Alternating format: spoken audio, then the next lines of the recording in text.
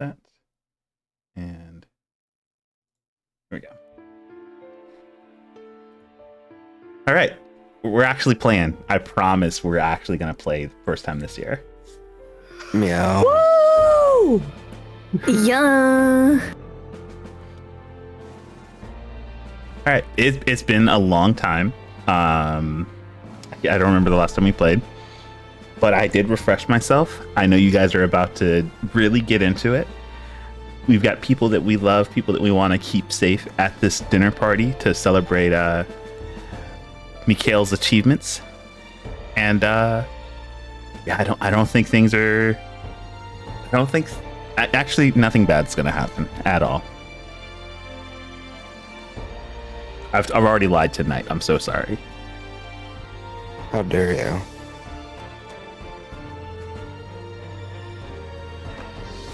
Well, to be honest, I didn't promise anyone anything except for maybe pain.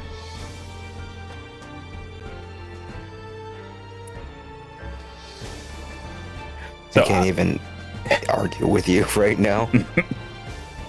So I just wanted to ask, as we go to jump into this and I grab our intro, what would you all trade if you had to give a value or an arbitrary amount to the question? What would you all trade for the safety of the people that you care about? You're fucked up, you know that? These are starting to become some loaded questions that you're putting at the beginning of the session, my man. You're fucked Why up. are you asking this question at the beginning of the stream? Would you die for your loved one? Is this just a new thing? Are we just going to expect to be traumatized at the beginning of every session with character analysis? I was just wondering, if you had an answer off the top of your head. And honestly, I wouldn't take it too seriously. Unfortunately, I immediately know my answer. I also my answer. Obsidian sharing would. your answer. Yeah, do we? Are we? Are we? You can share your show and tell thing later during session. You can share your answers if you want. It's not going to change what I do. It might change how it influences the people around you. But as is true to his duty and his faith, Obsidian would give everything to keep someone safe. Damn, that's crazy. bruh. I wouldn't go that far, but Unfortunately, it is his best and worst trait.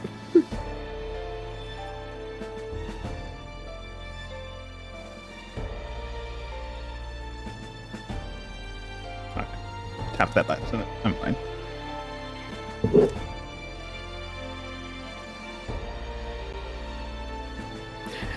Anybody else want to take a turn down the show and tell? I don't want to. No, please. putting it out there makes it real. Please. Don't let me be the only one.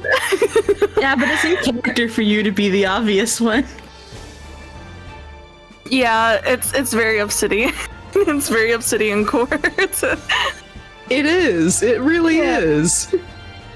I mean, I feel like Astria is kind of like already known. I mean, well, if it is for like, the people that she really cares about, she would sacrifice herself. 'Cause she made a mistake once. And yeah, I can see her sacrificing herself to make the people she cares about happy. Yeah. Okay, a lot of self-sacrificing going along. So what I'm picking up is if I ask you for anything other than your life, it's like a no-brainer. I feel like we're about to get to the selfish half of the party, though. Not gonna lie, so don't worry. One non-vital organ, one non-vital part of my You want body. to? Yeah, I got two of them. Yeah, we have I two. feel like you need to be more specific because there's a lot of non-vital body parts you could lose. You want to go wonder? Like I'm okay with one ear, one Bro, eye. everyone in here was like, I'll sacrifice hand, my life. my I'll give it up. non-dominant. And these guys are over here bargaining. They're negotiating. Like, Oh, no, listen. I'm not negotiating anything. If I fail, then my vengeance just becomes tenfold. yeah, that's I'll just bring- crazy. I'll just bring a paladin to fuck you next time. The multi-class starts now. This is my third multi-class. Both go paladin just to fuck you. Yeah, like You hated our Zaylee- damage now, you're gonna hate it even worse after Just that. wait till I have smite. This smite sneak attack is about to go crazy. Yeah, no, Zaylee's not gonna lay down her life for anything, but if she fails to protect what she wants, I mean, she's already on the path for revenge, so I mean, it's just more fuel to the fire. Okay. Well, that was fantastic. You know, I would say since everyone gave me an answer that I think is more than in character for themselves, I think everyone here should mark down an inspiration for themselves, just to keep in their back so pocket, that's the game we're playing. just in case. You never know; it could We're be gonna need useful. It might not. You might not even need to use it.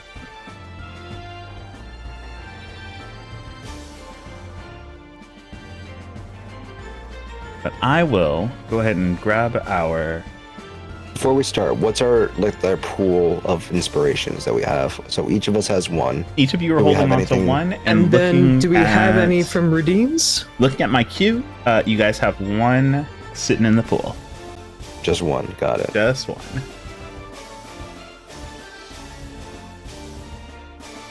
Okay, so,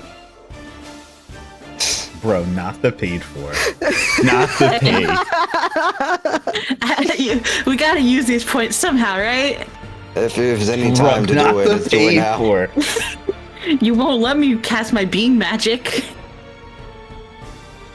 No, not during D&D. Bro, Okay. Hoishi 2. Oh my god. 3 inspos in the bank. Actually, Koshi paid more because that's Koishi, that's you didn't not have for to pay the. I'm gonna delete yours, Koishi. You can have your points back. You can pay Yeah, for the your own. non-spicy one. There is no non-spicy one available. them. Oh, you took it Oh, away. dang. You know why? Because you guys can't be trusted. What do you All right, mean? take your points back, Koishi. I'm gonna turn on the cheaper one just for you. Yeah, the Also- cheaper one for chat. Can we take a moment to appreciate the player cards on the screen? Yeah, the Dude, I brand love the new player cards layout. so much. The new layout as made by Cora. Swirls So cute. Look, we have a little text logo now too. Teehee. Teehee. Yeah. 3 years and we never had one. Haha. See. Today's the day we get our shit together, Yeah. Or the day it all falls apart. and that's true. It's only taken 3 years. Teehee. Just to get past the party. That's not even like valuable. This is side content. We have literally been talking about this party since 2022. Oh I was my looking at my God. notes. Looks away. So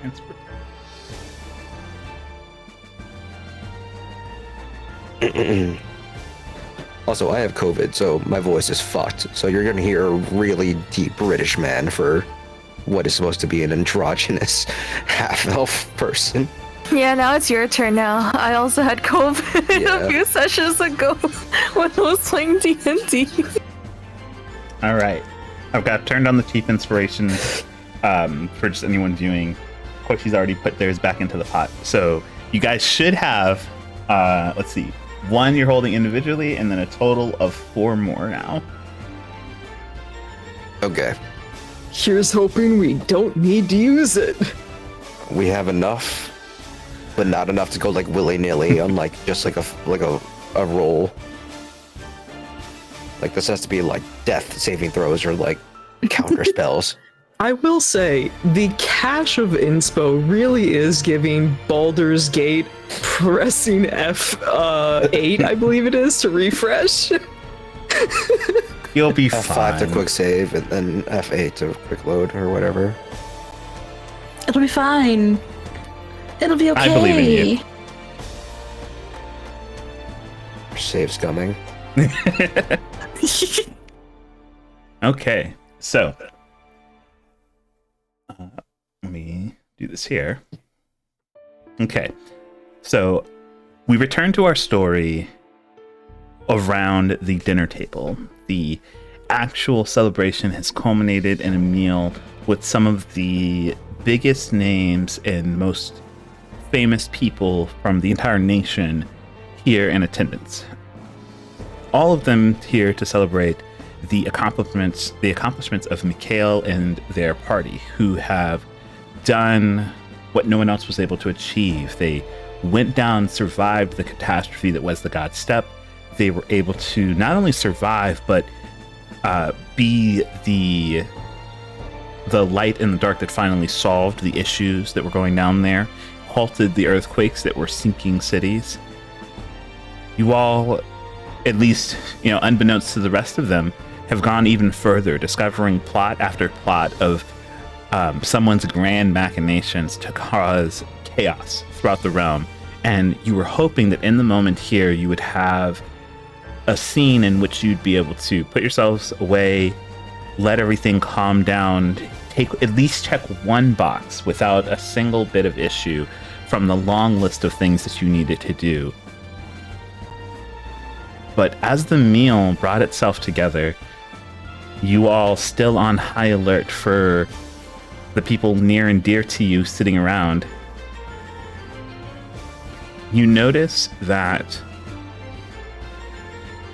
a few familiar faces in Omen, Count Mayhem, Duke Sterling, Duke Deskgazer.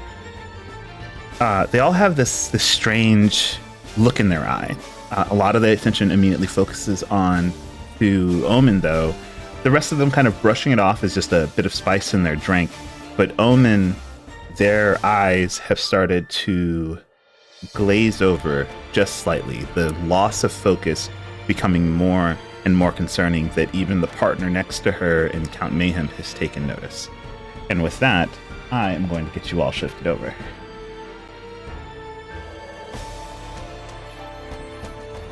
Oh boy! I don't know if this music is right. It's good for an intro.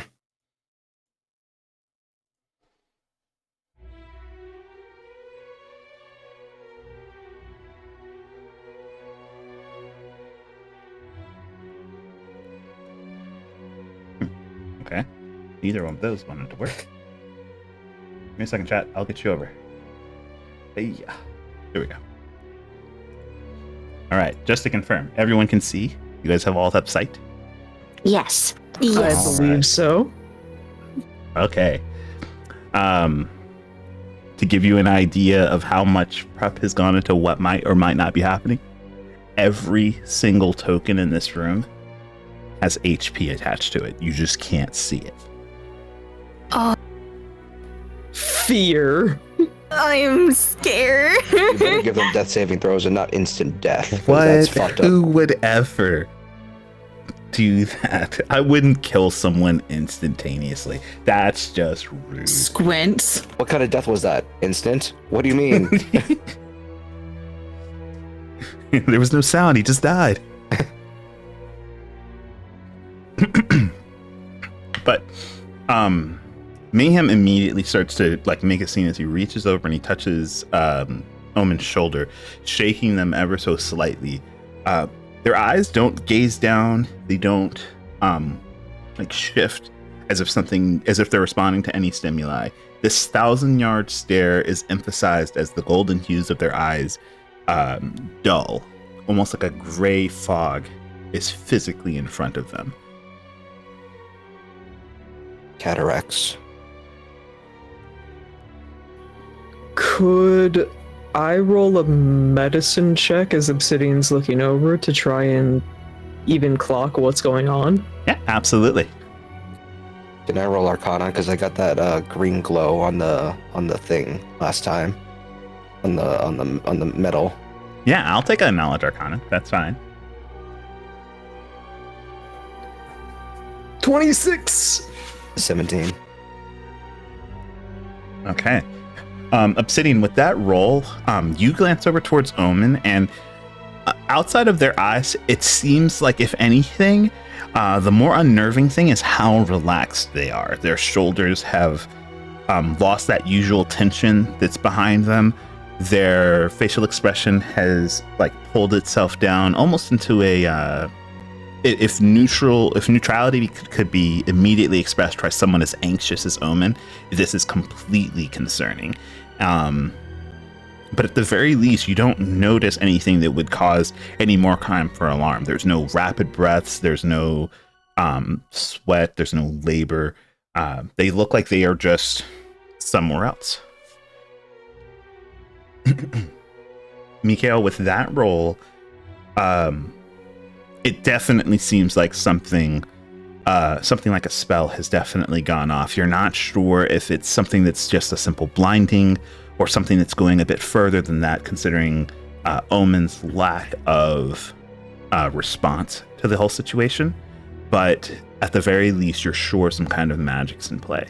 Something well outside of the wheelhouse of anything you could place, though. Hmm.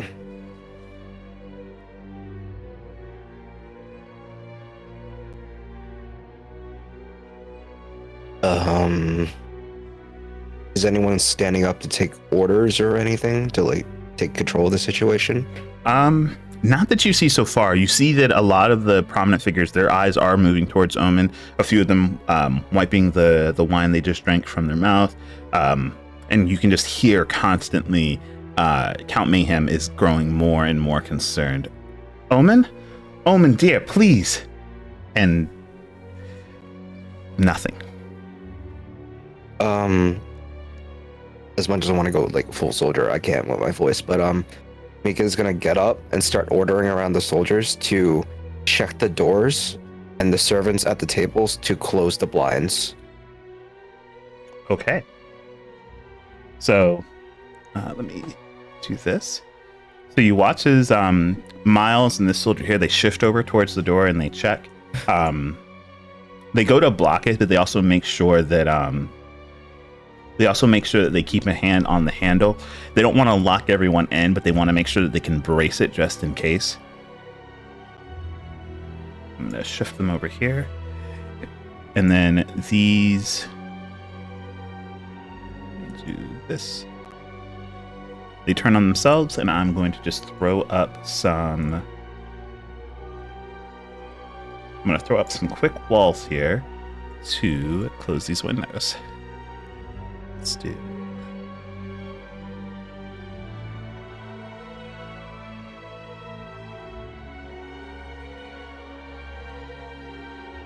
Despite everything, it seems calm, right? Yes. Unnervingly so in that case. If we're willing to give me time, I could try and figure out what this is. I just bought us some time.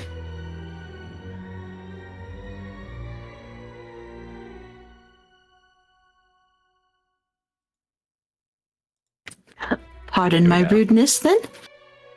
Zaylee will get up and waltz on over there. And I would like to start to ritually cast Detect Magic to see if I can identify what this is. Okay. You actually have Identify? Yes? Identify can also do that as well. Whichever you would Oh, want that's right, to I do. can use it on a person. Yeah. Yeah, I'm going to ritually cast Identify then. Okay, then. It will take 10 minutes, though. Either way, it's going to take the same amount of time, whether Yeah. you detect magic or whatever.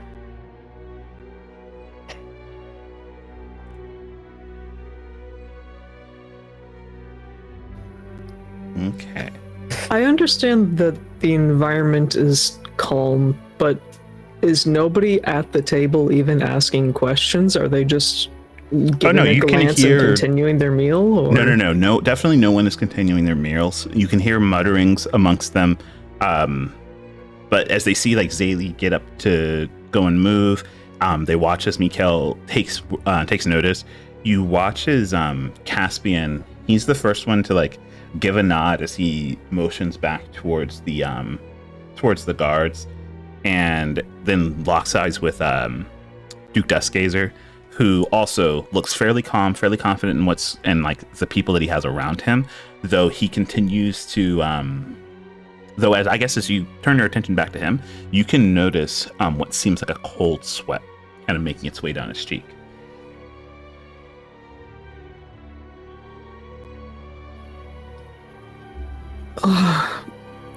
This might be above my station to ask for everybody, but if you start feeling any other strange symptoms relating to what might be going on here, please let us know.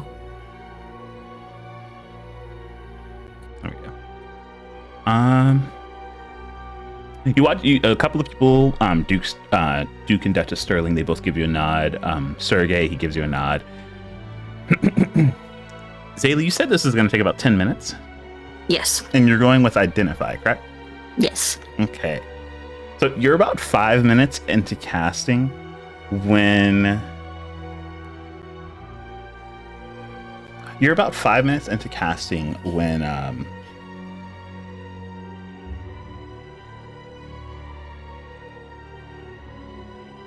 one of the people at the table finally speaks up and they go, well, we are running a little late, but I think I'm going to be the person who manages to get what I need out of this party. And without any delay, the person who stands up is Dr. Edgar. As he stands up, you immediately notice that almost in unison with his motions, Omen stands up too.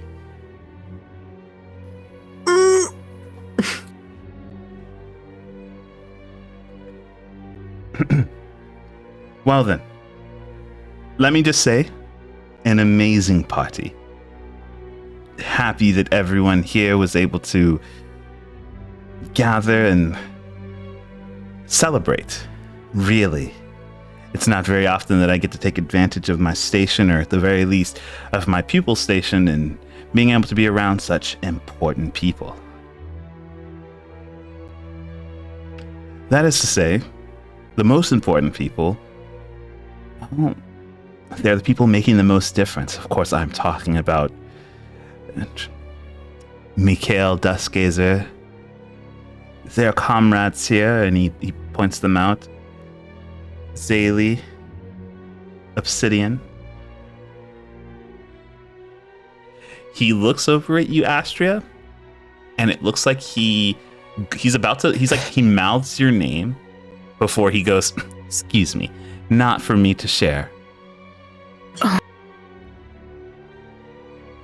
And then he places a hand on Omen's back and he goes, and of course, my dear Omen, you know, I've known Omen for a very long time. I would like to say that I have been one of the ones who've been most kind to her, but I'm sure that memory, like most things, is a very fickle thing. But rather than come here and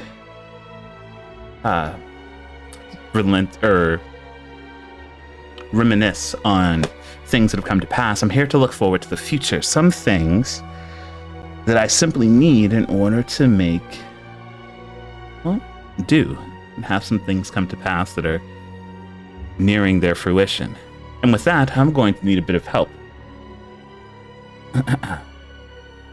And it's with emotion It's with emotion that you watch as he quickly performs a bit of magic himself.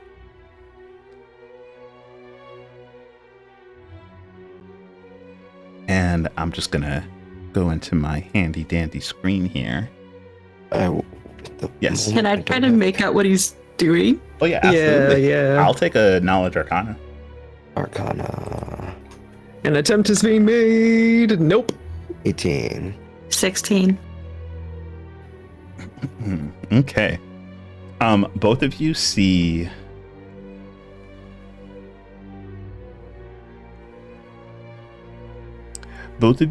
as he casts the sigils, his magic gleaming a deep purple, carving itself into the sky or into the air in front of him. You both catch what seems to be some kind of necromantic spell that he is casting.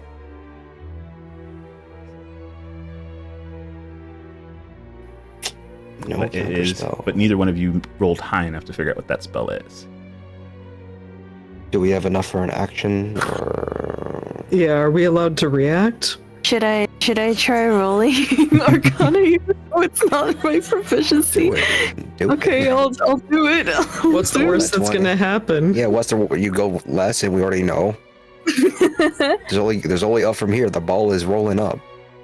Okay. Just roll a 20. It's fine. Mhm. Be perfect. Yeah, just When it's roll it natural. on your first roll after a few months of not playing. +2. +2, BB. Let's see. Okay, no, it's not enough. Okay. Ah, shit. So I'm gonna say at this moment, especially with him getting to handle all that talking, you guys are not gonna have the ability to react to exactly what he's doing in the moment. And Unfortunate, but okay. as he draws the last of his sigils, you watch as the sigils for the spell shatter apart. An individual circle that made up the several inside of the spell float over to specific individuals in the room before immediately growing larger and encapsulating them whole.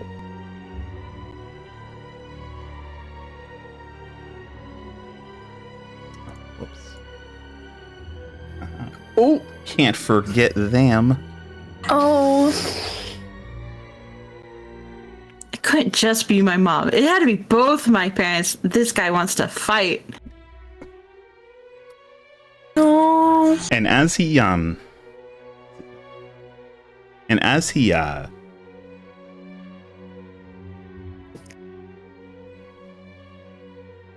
each of them are encapsulated, he goes to raise up his hand, and you can see these kind of purple orbs that float just in the midst of his palms, circling each other. And he goes, "So about those things that I need,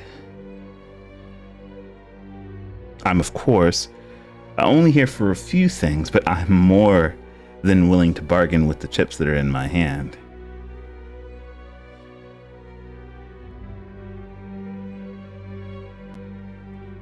And you watch as the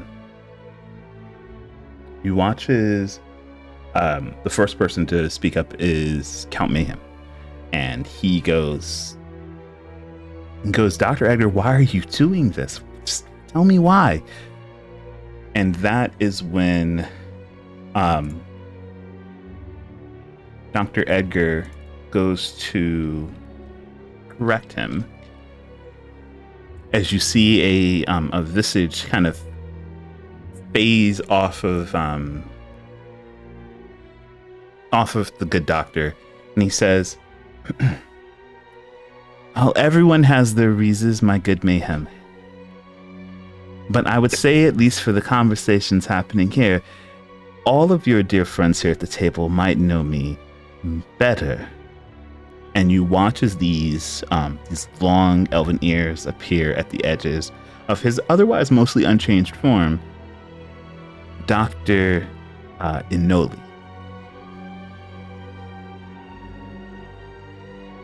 How you spell that? E-N- Never mind. It's right there. Yep, it's right there.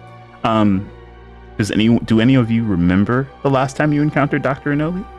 It has been a very long time, so a refreshment on memory would be appreciated. Oh, he's a member of the Planar Equinox. Of course. I know. I could guess that much. Is he the one that we met in the fucking what's it called in the underground thing, and where we had like the deal with like fate, and like one day we were gonna be fucked? Oh right, Obsidian made that deal. Yeah. Obsidian made a deal with fate. He's the cis man. Yeah, he's come to collect. And he goes, it seems you all have remembered me. I'm honored, honestly, to still be in your memory, but we have more pressing issues to deal with. So I'm thinking I'll let you take a guess at what I'm willing to trade. And he looks over at the Duke and Duchess, and with emotion you watch as two of the floating orbs in his just over his palm lift up higher than the others, circling around them, and you watch as the Duke and Duchess are both lifted straight from their chairs into a floating position, almost as if auctioning them or putting them onto display. Now, surely some of the most powerful people in this country, with the authority to move resources, people at the flick of their wrists, and of course, the keeper of secrets of almost anyone with a secret to keep inside of this nation, has to be worth at least a single seal. And with that, his eyes turn from you, Zaylee, to you, Mika, then over to you, Obsidian, and Astria. It's time to bargain. Oh, motherfucker. Oh. Okay, so before we start this thing, Mm-hmm. what do we we have one seal. Yes. That is our one bargaining chip. We only have one seal. But we have knowledge of every other single one and where they might be, as well as other things, right? Mm-hmm. And he doesn't seem to know all that, right? As far as we can tell. At the moment, we have no way of knowing. So what do we have in terms of bargaining chips, like in a list? So we have the One Earth Seal, which is very, very important, which is our top bargaining chip. It's like after that, it's just like, what else do we have? You know, nothing else is good. Mundane magical items, you know? Mundane magical items, our lives. And money. And money. He doesn't want that. We have information regarding the potential location of several other seals, right? Yes. Knowledge of the city in the middle of the bay, underwater. Mm-hmm. Knowledge of the kidnapped prince. And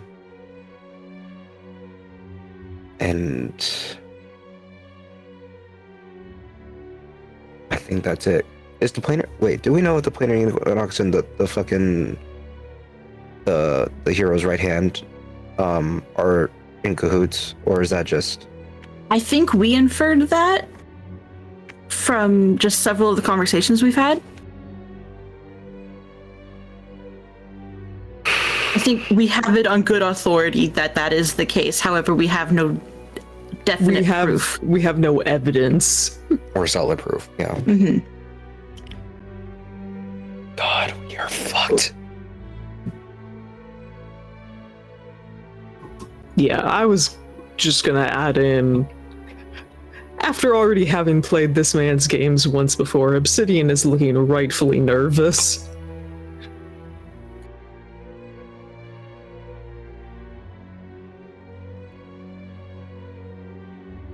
And he wants 1 seal for the safety of both your mom and dad.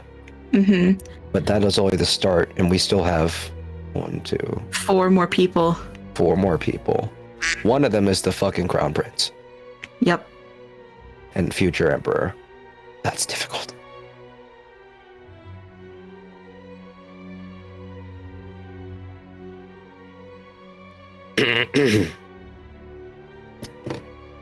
Would anyone else like to talk, or would you want the sick boy to cough to talk?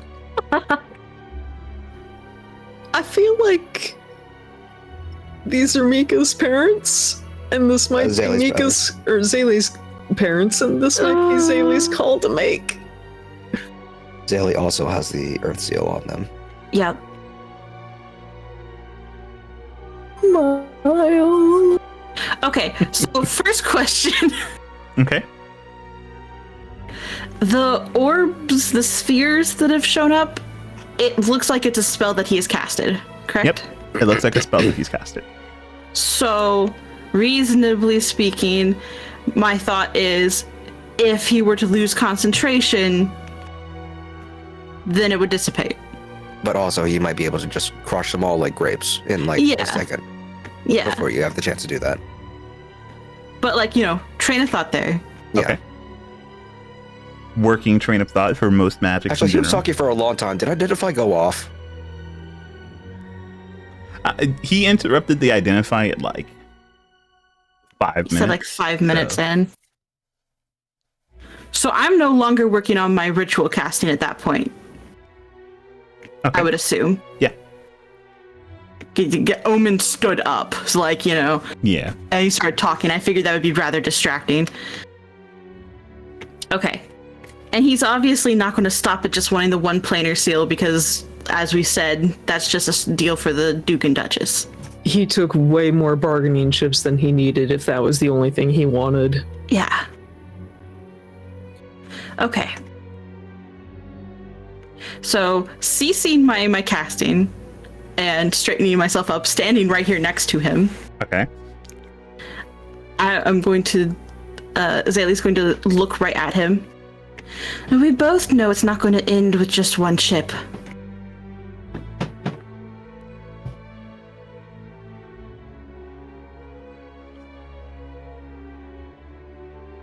I'm sure everyone here has something they think is worth their life. Who knows? I might even give the chips themselves a chance to save themselves.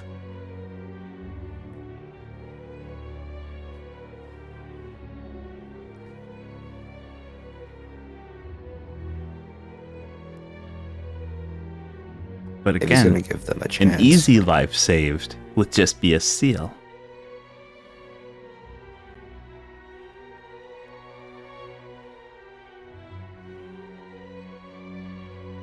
You're going under the assumption we even have one. I have it on good authority that you have at least one.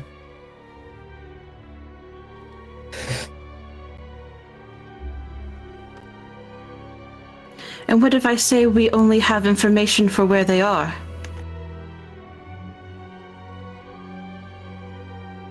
Then based on how good that information is compared to what I already know, you might save a single Duke or Duchess.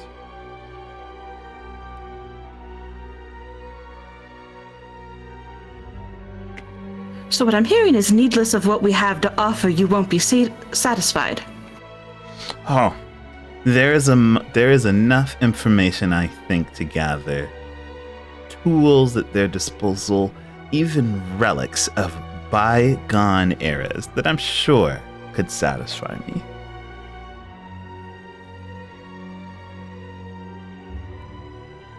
Glances at everyone else.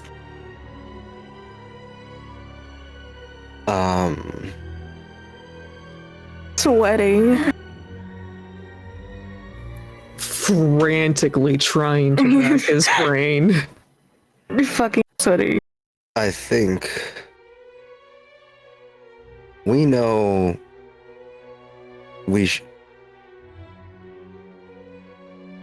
this is like probably like just like planning we probably did before, because we probably talked about this before in case we got into the situation, I'm just going to say. Because it feels like an important thing that we would do. I feel like if anything, we should give up the ones that are like really difficult to get through. Like even they would have difficulty. So one, obviously, in the middle of the fucking capital, in the throne room. That's nearly impossible to get unless like, there's a full scale attack. You know. The other one's in a fucking active volcano. You know. Yeah. I feel like if any to give up, those would probably be the two. But giving up the fact that there might be in the throne room, and you know, if they still have the crown prince, they might just keep him.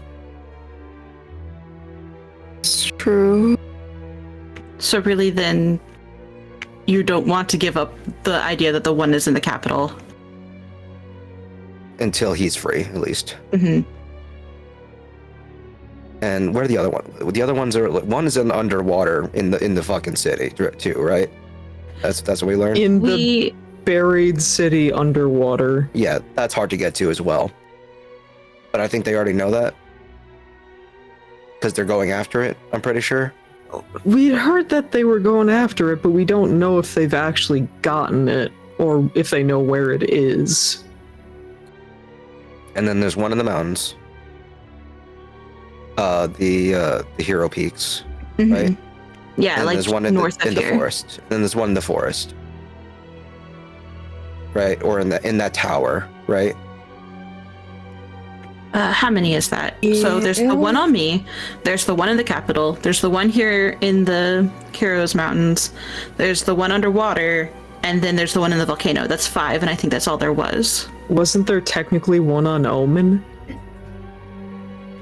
I thought there was only 5. I don't know. There was I one thought in there each was only- corner, and then there was one in the middle, right? Mm. Or Which was is it the like capital? a star, or was it like a star portal kind of situation from like the beginning of the game? DM, help us. We know this information. We just can't remember. We've been working Brain. so hard. Because there's fire, ice, water, lightning, earth. Was there one more? Okay.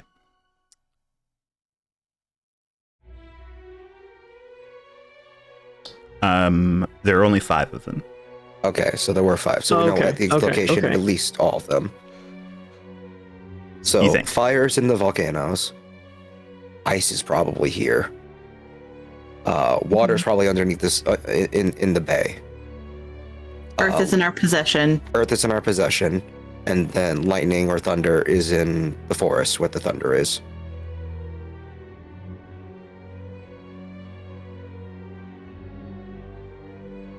I say we give up the volcano one.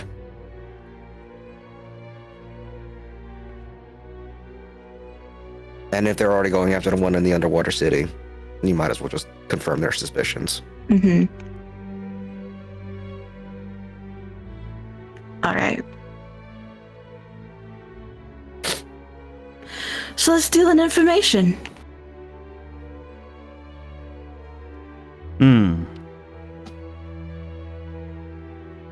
I'm always in it to learn more. The real question is it enough information to pay for a life? Well, how do you feel about coordinates? At that point, it's more of a question of accuracy then. But I'm more than willing to be upstaged if you happen to have more information than I do. Well, I need to know what you're going to give me for one coordinate. I think it's up to me to decide how much that coordinate's worth.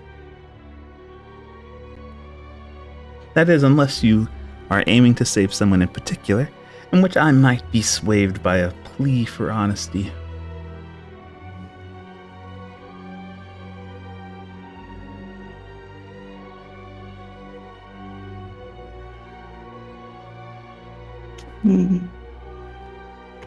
Counting how many circles are in the room.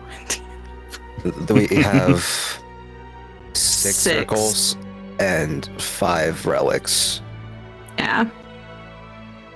and he may take 2. But he was suggesting a relic for 2. your 2 parents. Well, I believe the Duke and Duchess Sterling are a package deal.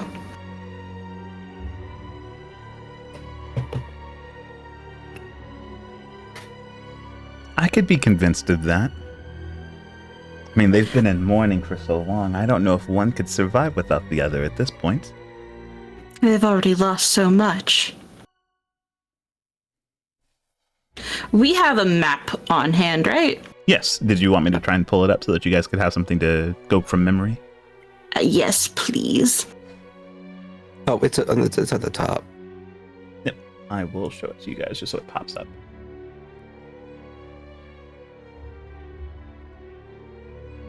Yes, so this volcano we happen to know is somewhere along the Ebinox Convergence. I think we got Sp- actual. We have a location. more specific idea because if I remember correctly, there's a volcano on one side of the Ebinox Convergence that Obsidian knows exists from his tribe.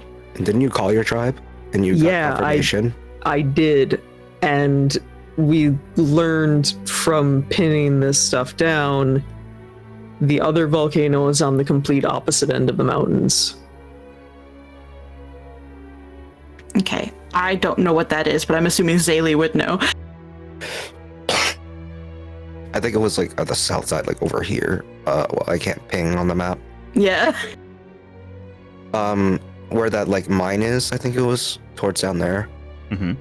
Do you think would you want to get moved to the Yes, please, the map actually. that Yeah. Yeah. We marked on that map. Yeah, I'll get you that one. I swear to God, we had like a map where we marked the. Yeah, we like drew on it. Yeah, I remember. Yeah, I We got you went guys. wild on it. There we go. Move, please. There we go. Oh yeah, there it is. Yeah. Okay. Yeah, that's it. Yeah. Okay. Yeah. So we circled that one, but like this was like the general vicinity of like the other one, right? The 2 red circles are the. I think the 2 red circles were indicating where the volcanoes were, Yes. but I think the big circle is like where we were going. Yeah, because this was the known volcano. Mm-hmm. And we didn't know about this one until we called your friends, and they told you, and they said it was active, right? No, I believe we, through divination means, learned of its location. And I called to ask about the volcano, and my people were like, oh, you know, this one that everybody knows about, not active. Yeah. So it's that one. Yeah. So do we want to dupe him and say it's that one, or do we want to be truthful? Well, I'm good at lying. Right? Looks at my sheet. It's your parents' lives that are on the line. Yeah, that's up to you. Listen.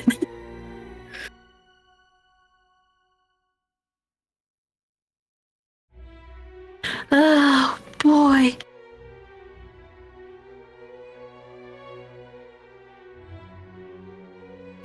The question is, how good is his insight at that point, huh? Yeah. We didn't have a chance to like prod him and poke him. We were all fucked up by the time. Yeah, the last time we met him, the only person the that only one. wasn't fucked up was me, and Obsidian was much more focused on prioritizing everybody's safety. Mm-hmm. They made that deal. Who made that deal? I made that deal. But yeah, we know it's probably over here, but that's, yeah. All right, so what I'm going to do is we're going to pull out this map, right? And I'm going to, Zaylee's going to trace her fingers along the mountainside until she gets just about to that area. But not directly on it. Yeah, you see like, well, where the O is on Ebinox? Yeah. Like, it's just outside, just slightly outside of where we've circled. She's gonna stop her finger there. Gotcha. I have it on good authority that there's a flame seal in a hidden volcano in this area. Technically not lying, but Okay. also trying to be a little sneaky sneak. Okay. If needing to give help on the thing, Mika will go. We contacted Obsidian's tribe, and under their authority, which I believe is the authority on all matters such as this, confirmed that the volcano closest to us is not active. So it's just a matter of Fighting where this one is hidden.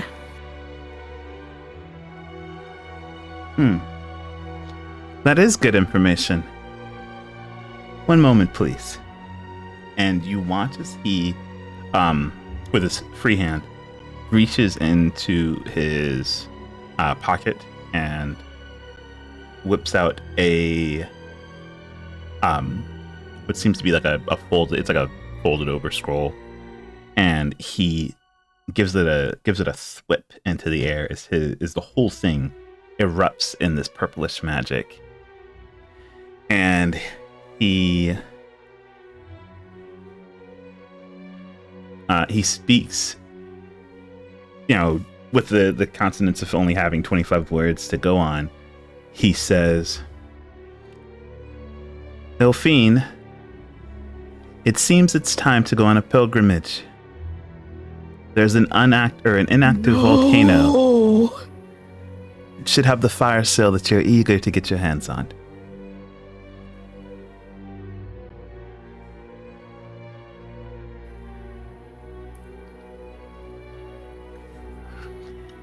Obsidian, goodest boy in the world, is fighting the urge to fucking curse right now.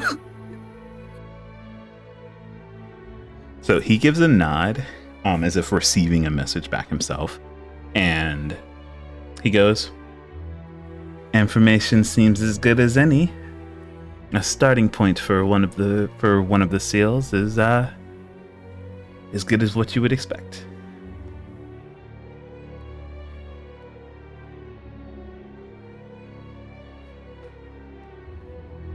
And then as soon as he says that, let's do, there we go. And then we'll grab this one. And then with a snap of his hands, the two orbs that are kind of floating above the rest, they lower themselves down before becoming very small marbles of what they were before. And they basically release the Duke and Duchess and float ever so precariously in front of them, as they're both kind of lowered back down into their seats.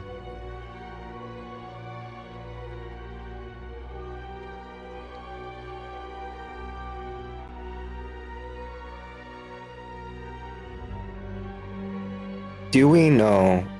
We know she's like some sort of like cleric or spellcaster, right? Something of the sort. Is she doing anything in this situation, or is she just like she's like fight or flight response, and she chose freeze? Yeah, she has a freeze thing going on. Got it.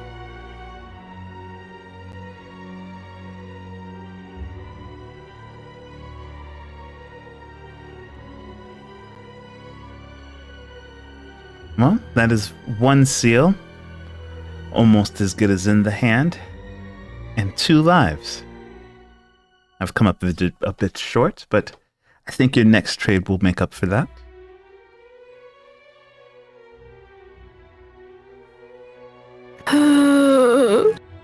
But you would agree that information is not as good as the physical thing, correct? Of course. So a physical seal would be worth more than 2 lives. You hope. Come on, it's only fair. I'd say I'm being more than fair for the 2 lives already spared.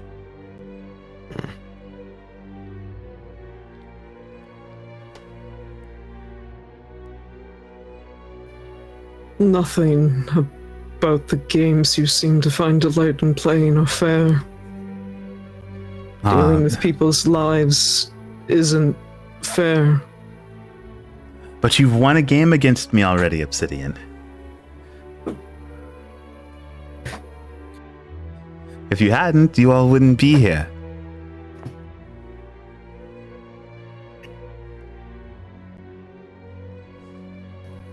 So, Are you only dealing in seals?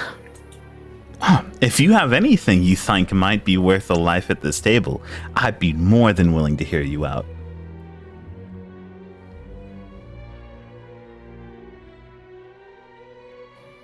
Perhaps what I can only think to offer wouldn't be as important as some of the grander people here, but I'll give up an eye.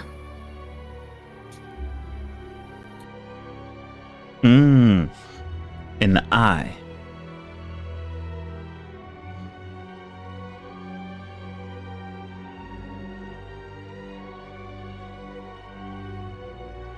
You know, I've been on a pilgrimage myself. I happen to be quite familiar with the prophecies, the things of faith that your people like to push forward onto those who have one to live out. Maybe the eye of someone as chosen as you would do me some good. Then again, is that really worth the life of a duke? And you watch his Cyril is lifted up from the table. Oh, you son of a bitch. A prince. You watch as Caspian is lifted up.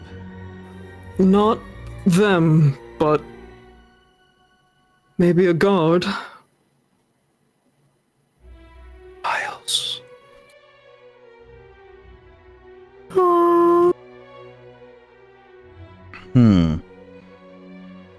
Well, you see, I was hoping I would have this one speak for themselves, and you watch as Miles is hefted, his form lifting up into the sky, would speak for himself, as he's one of the few who I think would have inside information on a certain prince.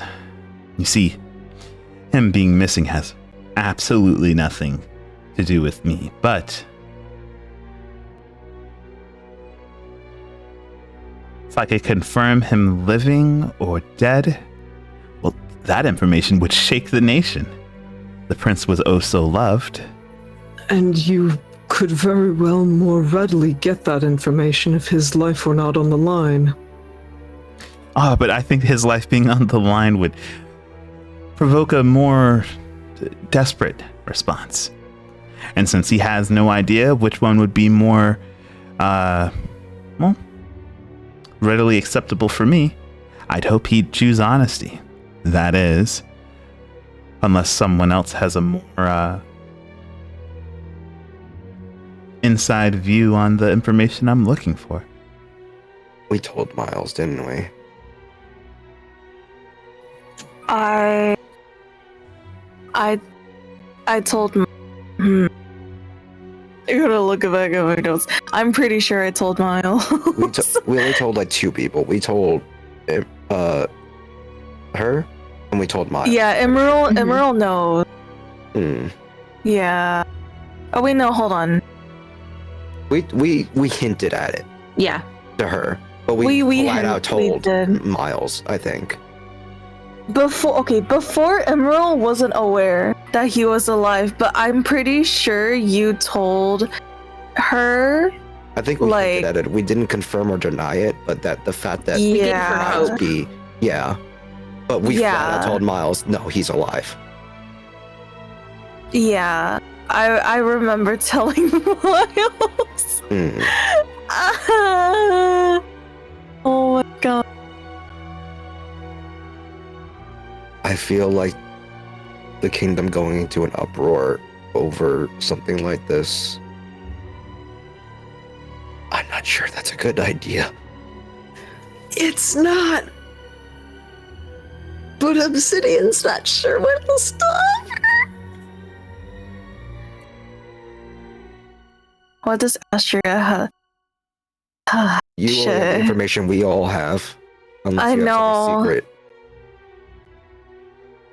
Or something Um, that can't be confirmed or denied without a lot of work. But it sounds truthful enough. I do not want to tell this guy about Prince Eric, dude. Oh no. If you Hmm. don't, Miles will probably not tell, and he might die. I know. He's not the kind to crack under pressure. He'd rather die. No, he would. He'd rather die. Oh my god, I'm gonna. My intrusive thoughts wants to attack this guy, so don't listen to me. My intrusive thoughts is No, like, once we get to a certain point, is just casting Dispel Magic and hoping for the best. no. You know, Astria like- wants to beat him up. I'm just saying this Listen, right now. you can Astria do- is clenching her fist.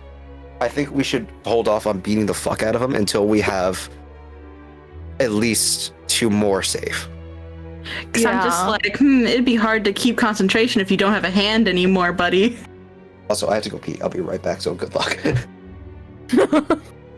Good luck. Listen, then my you guys other can train of- do whatever you want. And then my other train of thought was to try and bargain for a physical seal for all 4 remaining lives, but Wasn't that seal pretty important to us though? it's the only one we have, so kinda. Yeah. It's either we try and bargain for. We bargain for the lives for the one seal, or we give up the information of literally every other one. Yeah. Oh god. Or we start taking body parts. That's where Obsidian's brain is going, but he's panicking. Like, even if we were to give the location of all the other ones, that's only 3 more. Because we have the one, we've given him information for 1, that only leaves 3. And there are 4 people.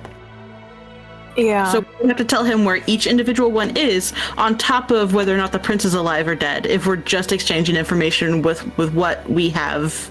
And that On our feels minds like right now. too much information to be handing out for free. It's like we've just done all of his homework for him and handed it Yeah. over, you know? Yeah.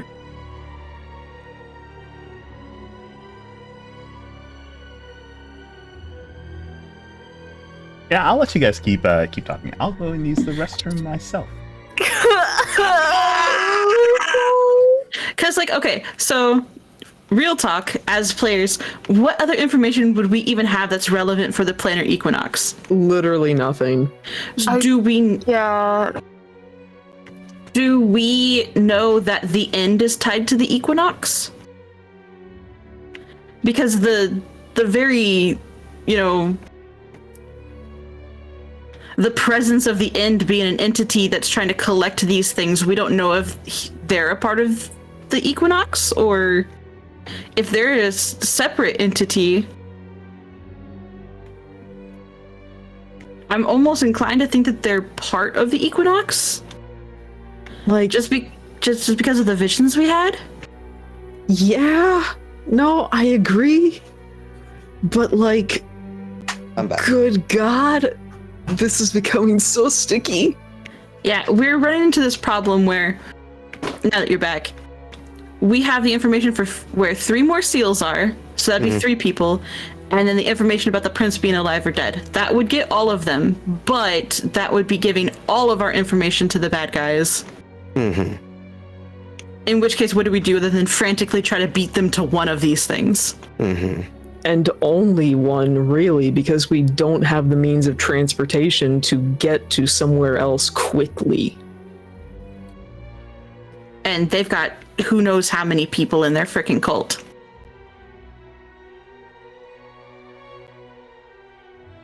In a game like this, I think the best thing is to also, we're giving a lot, but also we need to like take something out of this. So getting information by asking questions or like, you know, asking leading questions would probably be the best before we give anything.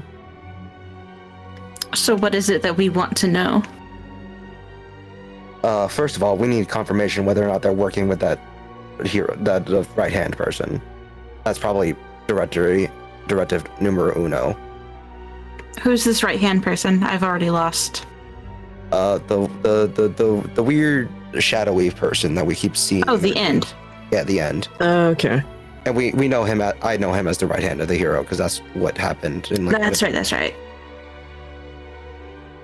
It was one of their generals, and he's somehow still alive and still doing shit.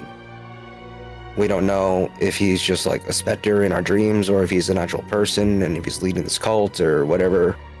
So getting information like that would probably be good. But it's the question of if we ask for too much, are people's lives going to start getting taken? Well, we're not asking. We're just asking leading questions, just like, you know, hoping that he slips up at that point. Not asking directly for anything, just like lead into the idea. And he seems like he likes to talk. You know what I mean?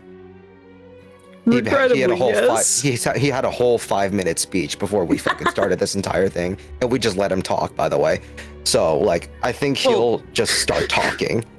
Let's be honest. We let him talk because everybody was fucking shell shocked. Yeah, but like that would be good. I think we know that he's in cahoots with your girlfriend. So Not girlfriend. Ex-girlfriend. I'm back. Not ex. So we know that he's working with the Planar Equinox. We know that Ilfine is a part of the Planar Equinox. We know that Zaylee's mother is a cult leader of the Equinox. But we don't know what the end is still. Is he a part of that, or is he just a different entity entirely? Yeah, that's what I was kind of asking earlier. It's like we can kind of assume that he's got, or they've got something to do with the Equinox because of all of our visions. But it was so long ago, my memory is very fuzzy. He has all of the in our last encounter with him, he had all the seals. So therefore, he's trying to do something with the seals. Mm-hmm. But I'm not sure if he or anyone knows that we know that he exists. You know, he might just be like a figurehead deep within like the entire thing, and he seems like to be the head honcho of everything. So like everyone that we are dealing with the Equinox is probably under him, but we don't know anything. So just confirmation on that would be good. We could also just tell him about like the fucking acid trip we had too. We also have that under our belt, where we talked to him. Yeah. That is information. It is broad information. And it may or may not help us, but it is information we do have under our belt. I'm just trying to remember as much as I possibly can of what we have in under our belt without trying to like talking, because you know, this is like the extent I could do. Okay. So we have locations of 3 more seals. We have 1. We have information regarding the life or death of the crown, the former crown prince. We have information regarding their potential leader and figurehead of the entire organization, which may throw them for a loop. So there's that. And there's not much else we have going for us. We do have our own skills. We have our own factions within our own factions and stuff. So we can promise favors, I guess, within our factions and stuff. Like giving, like Mika saying, "Oh, I can give a go-ahead to your actions in a certain place and just say that I'll go personally check it out and you guys do whatever you need to do. Zaylee can give false information to her spy network. Obsidian can use the abilities of their people to give them information in the future and just hold them to a promise that may or may not happen. Stuff like that. Sergey is a weapons and arms dealer, correct? So he can supply them arms and weapon and arms if he needs to. But that seems like a promise that he would have to keep. And why do that when they could just keep him and mind control him? You know? Okay, so first though, before we go promising anything, we want to try and get, you know, figure out their involvement with the end, if there is any. Leading questions. Yeah. I can't really speak right now, so I'm sorry.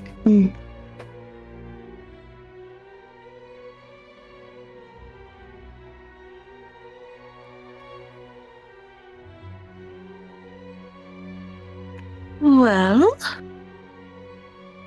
I'm not entirely sure what type of knowledge you're privy to, so let's try to find some more information we might be willing to share.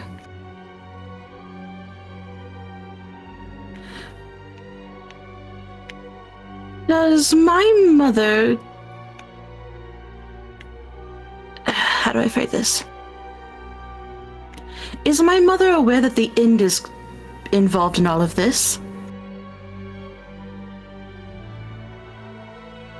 He quirks a brow.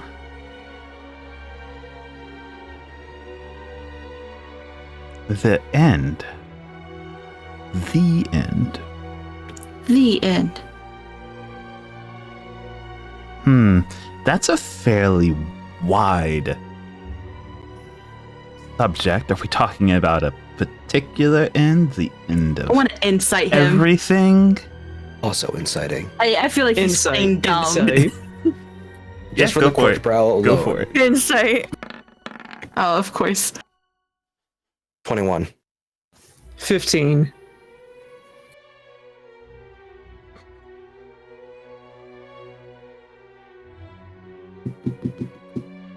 Come on, you wisdom's your shit. Yeah, buddy. Yeah.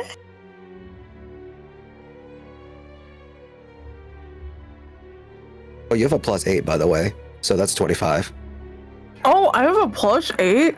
Yeah. Holy shit, dude. Okay. Yeah. I think It's okay. Level I up. just think he's playing stupid. Oh, I don't that's care about right. my role. Yeah, so it definitely seems like he's got like this coy grin on his face as he's asking all of these questions. He's definitely just kind of like playing dumb to see if you'll be a bit more elaborative on what you're talking about. See, he's asking the leading questions. That's what he's doing. I believe the End is fairly... shoot, I lost my word. What's the word you're looking for? Like, what's If I had it, I wouldn't have lost it. synonym? Like, it's very like a very concrete subject. Like, there's no room to be questioning whether... Definitive. Thank you, definitive. There we go. Synonyms always help. Thank you. I feel like the End is a fairly definitive entity in this situation. I see. Let's just say that they are aware. I mean, our ends obviously need something to coalesce and congregate on, and what better end for us to find common grounds than the End? You know? No better being to help you reshape a world. Then yes, they are definitely in cahoots. Okay, thank you. Now we have pure, unadulterated proof. Unless he's lying about that. So, insights. Insights again. 23. He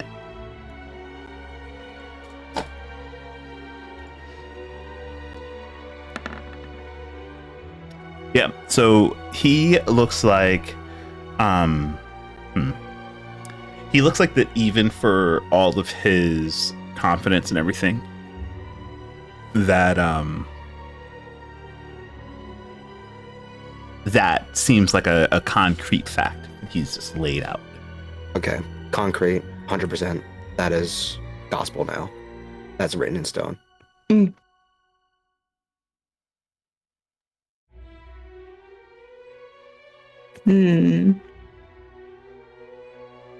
Where to go from here?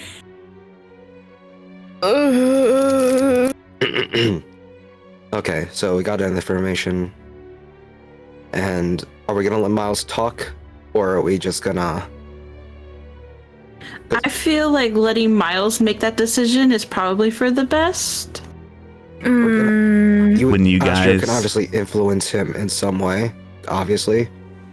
when you But, guys like- speak of just as you guys are actually thinking about letting some of the chips in play do some of their own saving, you hear the strained voice of Caspian speak up.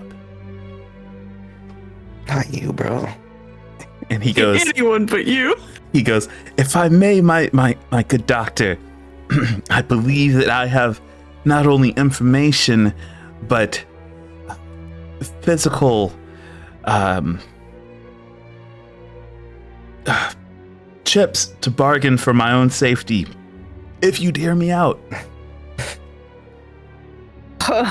And the doctor turns his back on you, Zaylee, as he looks up to the floating Caspian. God, I want to stab him so bad. And he gives him a nod to continue. He goes,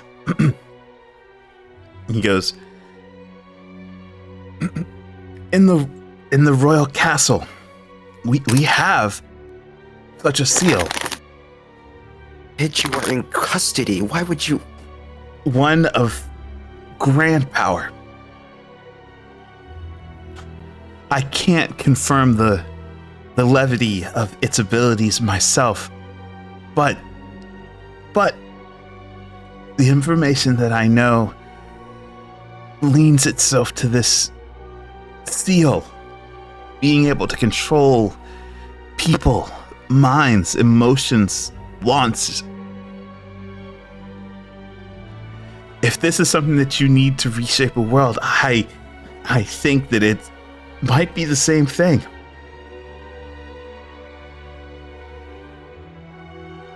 You're no emperor. You're a dog.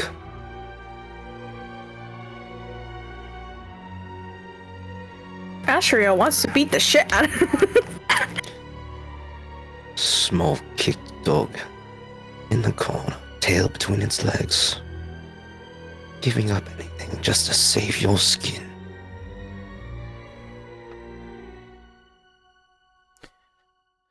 What did he say that seal could do? Control minds, hearts, emotions. Thank you. And it's as Inoli brings them down. You watch as the orb that had been surrounding them, much like it did for the Duke and Duchess, kind of pulls itself away before shrinking down to about the size of a marble floating in front of them. And he says, well, that is grand information. This particular seal has strikes an interest with me personally. You can see he motions over to Omen. Control is something that I am very used to. I suppose that you'll head back to the capital and inform the king. That's what anyone who at this point wouldn't be a traitor would do. But I think that by the time I make my way there, you'll be more than willing to let me take it off of your hands. Isn't that right, Prince Skylia? And you watch as Caspian's gaze shoots around the table. Prominent figures that control the authority of this nation have their eyes on him. And he doesn't nod. He doesn't give an affirmative or a negative. But after a few more moments of silence, Dr. Anoli gives a nod, and that marble-like magic that was floating in front of Caspian evaporates.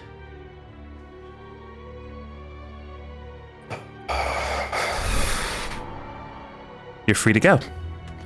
There'll be no more issues that you'll affect, though I would say you might want to leave the north soon. And with that, Caspian goes to step away.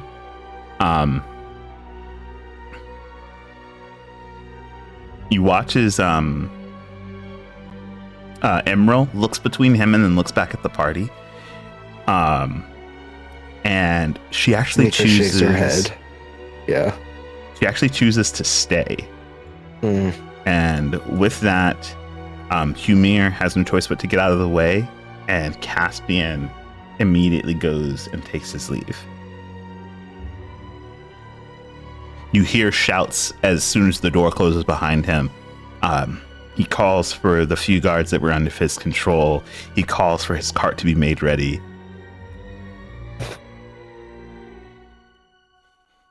So,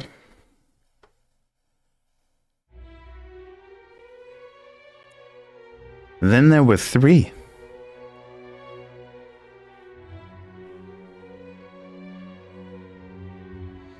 I should have killed him when I had. Okay, so we have 2 orbs locations left, right?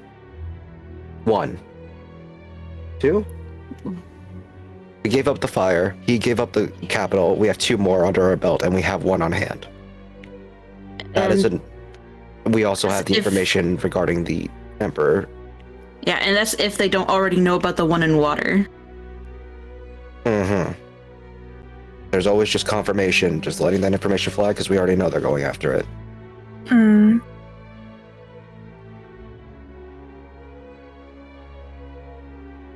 Even without that, we have enough information if we give up our 1 seal to save everyone else. Alternatively, we could save 1 or 2 and then try to fight. So this is a hot take maybe on my part. Hi, Yevon speaking, above board here.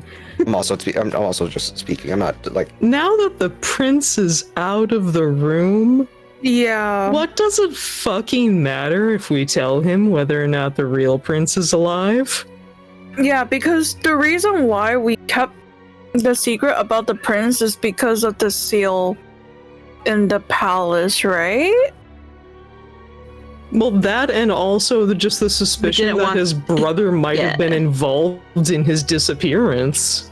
That's not his brother, is it? That's his cousin. That's his cousin. Yeah, it's his cousin. Cousin. I misspoke. Yeah. Yeah, he wasn't very much well in line, but he happened to come to power. Now he's not in here, so... Yeah, so we have that He's not in here, and he spilled the fucking... Yeah. He basically said that just come to the capital and we'll hand it over to you, like... Yeah. Yeah, so... Yeah, I feel like telling him about Eric. Honestly, if it caused, like, chaos in the capital, that might work against them. That's or true. Make it easier for them with all the unrest. They can use the revolution as a... Either way, what's going to happen there is officially kind of out of our hands because of what he did. That's true. Yeah. He's like, because this is not our fault now. It's gonna be Cass' fault. Yeah, and whether the capital goes into fucking chaos or not, I don't trust this guy enough to not have people literally die on his walk up to the castle. So we give up the Eric information, we give up the water information, and then we fight, or we give up the last bit of information we have, our seal, and then we just get a new one. I think we fight. So I'm not comfortable giving him our seal. technically giving him our seal is a lot better, considering we have the location of another. So it evens out in the end. Having a 1-up is obviously better, but 2 lives saved for the 1 seal, and then the information regarding the true Crown Prince, that saves everybody. And we still have the location of 1 or 2 more seals that we can go after. Yeah, 2 more seals. That still gives them more seals than us in the end, though, which isn't great. Mm-hmm. Yeah. No, but it does give us a point of action. Passively for resistance. Path of least resistance and a clear idea of who the fuck we need to hunt to at least get one of them. Because 2 of the seals are pretty close to us. 1 is technically here. The other one's in the capital. So after we get the 1 here, we can go to the capital.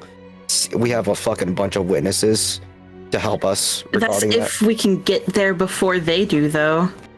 Yeah. I trust Gray. I trust Gray and his networks. Because I don't have faith that we can get to the capital before they could. Because again, we don't know how big this cult is. We don't know how many workers they have going for them. They could just send somebody there, like, as soon as we're done talking, like he just did with Elfine.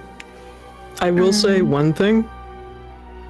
I don't think if we were to go for another seal immediately after this, we should go with the one closest here. Because what's stopping them from sending someone following after us to fucking snatch it as soon as we're done? Oh, we'll just kill them. It's fine. Yeah, we'll just kill them. It's fine. Yeah. We're filled up with adrenaline and rage. I think we'll be okay. I'm not too concerned about getting the one closest to us. We're already here. Like, what are we gonna do? Here. Leave That's why without we came it? here. Yeah, we came here to get it. And as long as we Fair enough. I believe my father, because he's the one that probably has the information for it. It will be best to get that seal, head to the capital, try to get that, and if it falls out of our hands, it falls out of our hands, but at least... We'd have to go in that direction anyways, I guess. Yeah, we'd have to go there anyway, so it doesn't really matter. So we're going there no matter what, so we're gonna have a fight on our hands no matter what. I want to kill this guy, like, right now, though. Me too. I agree, but I feel like we need to secure at least one more life before that. I say I'm sorry, Sergey, but I say we secure my father and Miles, because my father has information regarding the thing. Miles is an important ally, He's and the a only treasured ally. friend. He's the only one who believes Astria in that entire thing, in their entire, like, what is it, like a guild. Yeah. And he has sway in that guild, so having Astria reinstated and having her name cleared would be a huge boon. We would have another huge guild on our side. So why don't we try to bargain the prince information for 2 lives? Okay. I can see that.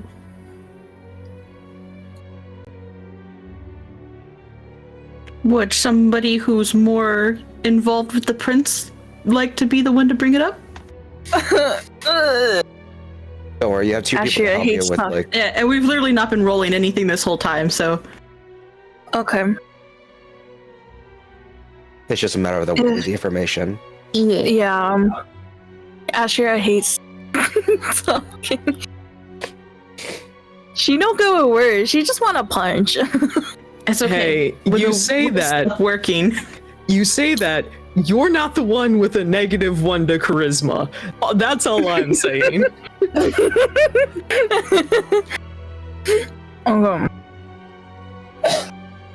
Well, Dr. Anoli,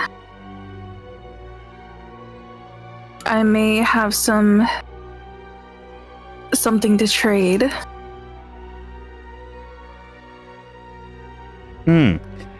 I'm listening. Sure, everyone at the table is after the last revelation. Should I like? Okay, how do I word this? I ask him like how many lives he's willing to trade, right? Well, we know information. We know, just given what he's told me earlier, is he's not willing to disclose that until he knows what that information is. Okay. So I guess I would try to say it like, the information I have is important to the kingdom as a whole, and therefore I feel, And considering it's worth a lot. And he seems to like he'll enjoy control, but also chaos. So again, bringing that in. Okay. I have some information that inquires about the kingdom as a whole and whether the kingdom will be able to function with this knowledge and information. And I believe this is worth a lot.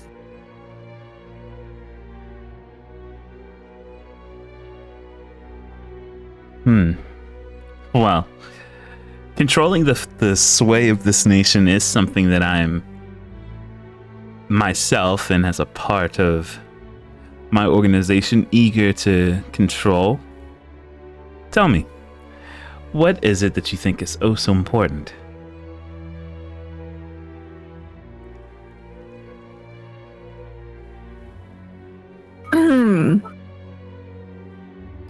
I feel like I should ask him how many lives he's willing to.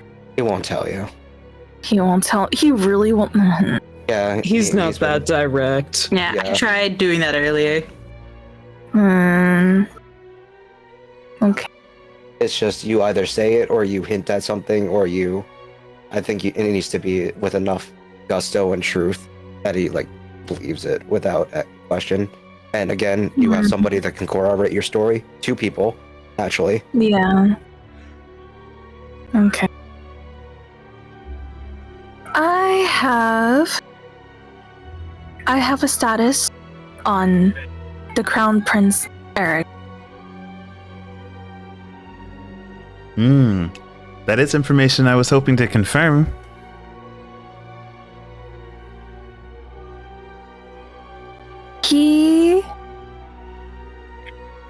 He is. What you say is gospel here. That also, yes, or the confirmation or denial will net or lose something.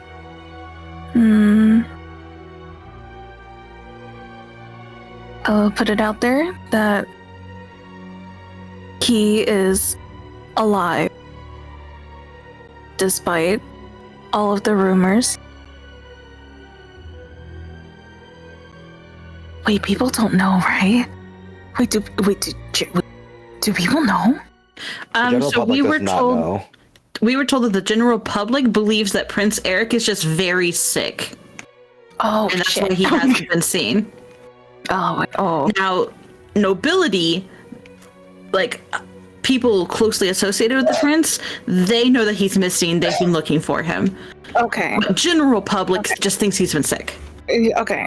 We got this information from a dream. Yeah. Well, that is information worth knowing. Let's see. The prince is alive, but not in a place to make people know that he's alive. Maybe not in a place where he can even let people know. Motherfuckers in hell. Either way, I'd say that's worth a life. I mean, this is something you've confirmed, right? A note, maybe you tortured it out of someone. You strike me as someone who's fairly involved with this piece of information.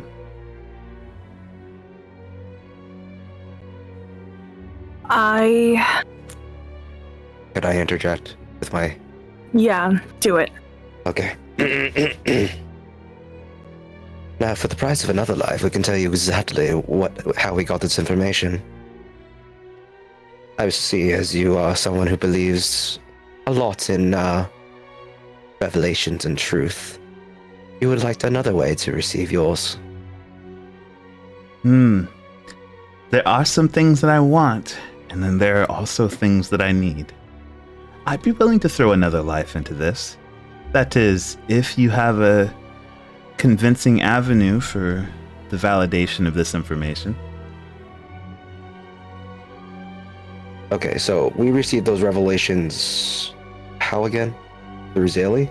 If I remember correctly, everybody took part in some funky ritual stuff, and we all got a respective revelation out of it. Yeah, and it was me who saw. You asked about it, and they said You asked, and you were given the present current knowledge from a divine source, if I remember correctly. I think it was the Yeah. life tree of some sort. I think we did so. this Yeah. at Tom, right? This is where we did this. Yeah, it was the tree. Yeah. Yep, this is where you Yeah. gathered all that It was- information. I don't want to Yeah. get that up though. What? You don't want to tell me about a tree? No, I What don't. harm could it do? No, I don't want to run for charge. It's not here. We can say that it was just a divination that was bestowed upon us. We don't have to say that it was via a ritual or anything. He already has Omen, and he knows what Omen's capable of. Do you want to throw Omen under the bus again? I don't think we'll be able to get Omen out of this if we do. That's the problem. We We can. never secured her safety to begin with, actually. That might be another fucking thing. We can throw me under the bus. But then you'd be taken. Nah, I'm stabbing this man before I let him take Bro. me. And also, if we throw me under the bus, if he's involved with my mother anyways, they already have an idea of the freaking pact I have with an otherworldly being. Because it was my mother who put that upon me in the first place. Okay, do you want to put it on the being? The otherworldly being? Yeah. Okay. Also, I know we're doing a lot of planning out of character, but I feel like just by knowing glances and looks and how we are as a party, I think we would just know. Just by, like, everyone. How close we've been together. Yeah, it's also a lot of refreshing our memories because Yeah. it's been so Yeah, long. that's honestly the leeway that I'm giving, is that you all, as a collective, are the memory of the game, and it's been a while, so. It's been a while. So yeah, if you just want to say that you got that information via a divine connection with an otherworldly being connected to Zaylee, that's fine. Okay. Surprisingly, it's right due to the person closest to you. Well, the other one. And just points to Zaylee. We all had a eldritch, divine sort of connection with whatever is connected through Zaylee, and whatever thing has their sway over them. And it gave us a choice. It allowed us to ask any question we wanted in the world, and it gave us the answer. Now you can say, gods lie all the time. When has God helped me? But seeing as you believe in Omen's abilities, I don't see why you wouldn't believe in Zaylee's. Considering that it's an entity placed upon me by Mother herself. I can also regrettably confirm the validity of this because We all experienced it. we all experienced it, and of the vision I'd received, I believe a deal that's already been made here is setting forth a future that I'd seen.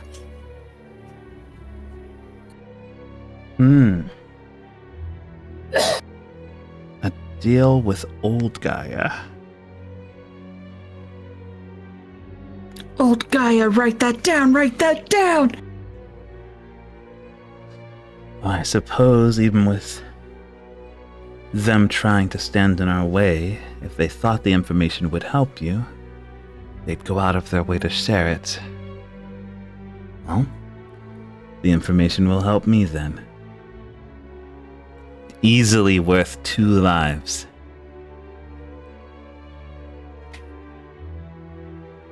And with that,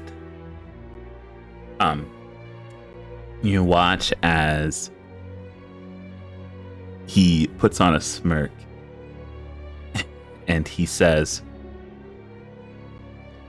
"Too bad I never said which 2 lives." Alright, And with don't play coy. I already with knew a you. snap No, of his motherfucker. fingers, he lowers Miles and he lowers Sergey. Yeah, I had a feeling that was gonna happen. Oh, don't be so smart. Bruh. I knew it in the moment I saw you.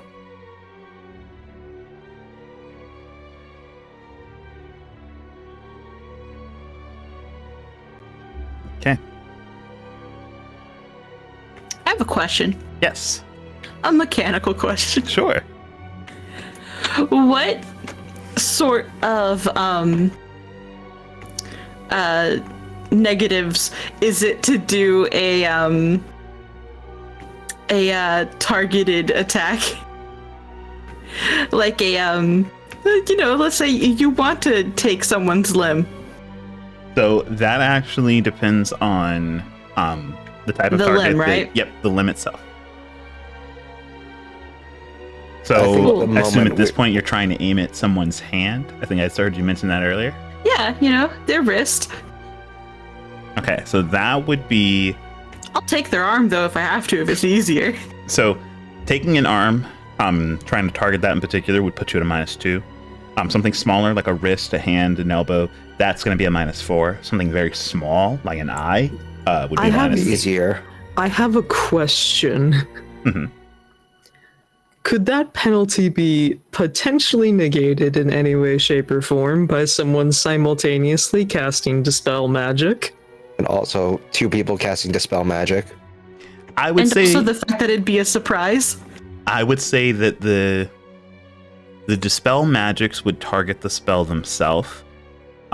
It wouldn't really have much to do with Zaylee's attack. With them, how off guard It they're might help actually us, though. caught. No, that it definitely could help you in affecting a DC if there is a DC to be affected.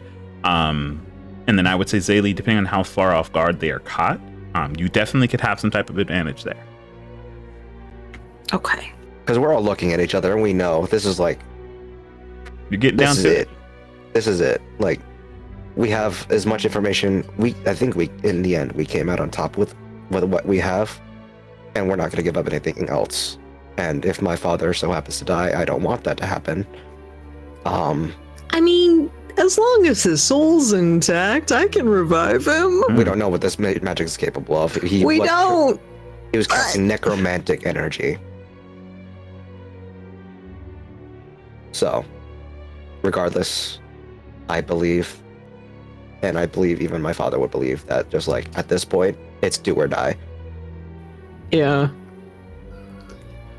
In that case, Obsidian's Dispel Magic is at 4th level. Awesome 4th level. Okay.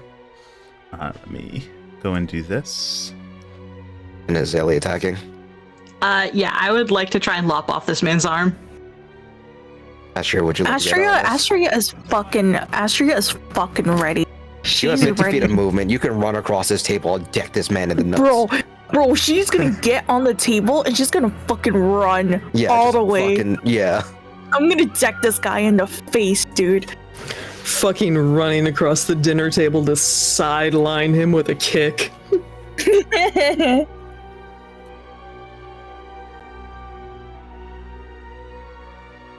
And she's not gonna be doing anything, but I'm pretty sure Duchess and Duke might do Okay. something. And I'm pretty sure Raphael's been waiting as well. Okay. So, let me resolve the dispel magics first, and then I will Yeah, go work ahead. on the attacks that go around. So both of you are casting this at 4th level. Yes. I'm still going to need spell casting checks from both of you. Okay, so Okay. does my Jack of all trades affect this? Because it's technically, you said it's a check. Yes, it's a spell casting ability check. Clarifying question as well. Does my Warcaster at all affect this? I'm not completely sure. I don't think so. I don't think so, but So is this a spell attack or like a save? Like, what is this going to be? You're rolling to beat a DC. It's not a save, or else I would have had a Okay. saving throw there. So my spell attack is +9, and then I add a +2 to that because of Jack of all.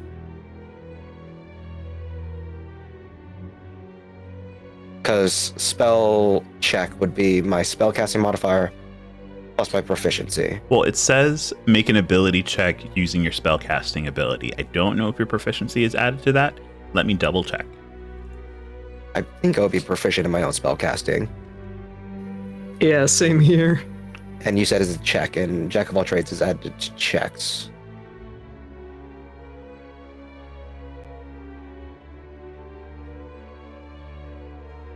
To any ability check that you make.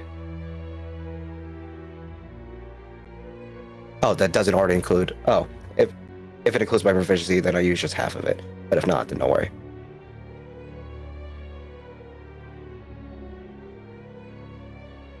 Okay. Rules is so just got confirmation here. Rules is written. No, you don't add your proficiency bonus to this. But I can Okay. add traits to this. Yes, did confirm Jack of all trades can be added.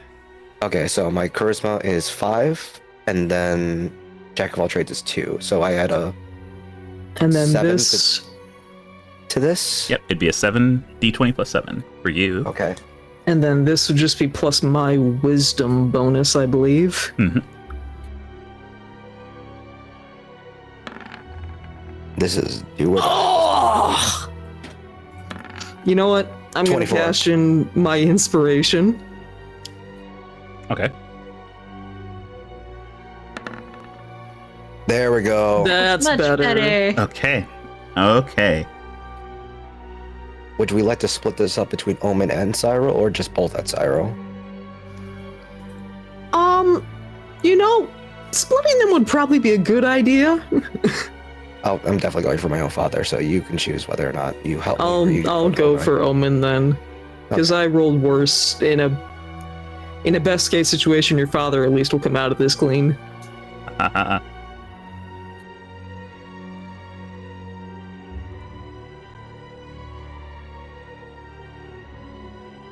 Okay.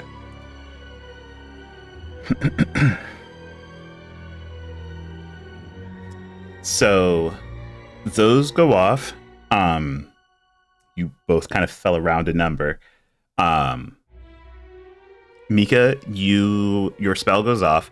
You watch as one of the spinning orbs inside of Anoli's hands starts to crack. At the same time, these same cracks appear along the sphere that's containing Cyril. And after a few seconds, they shatter, Cyril falling back down into his chair.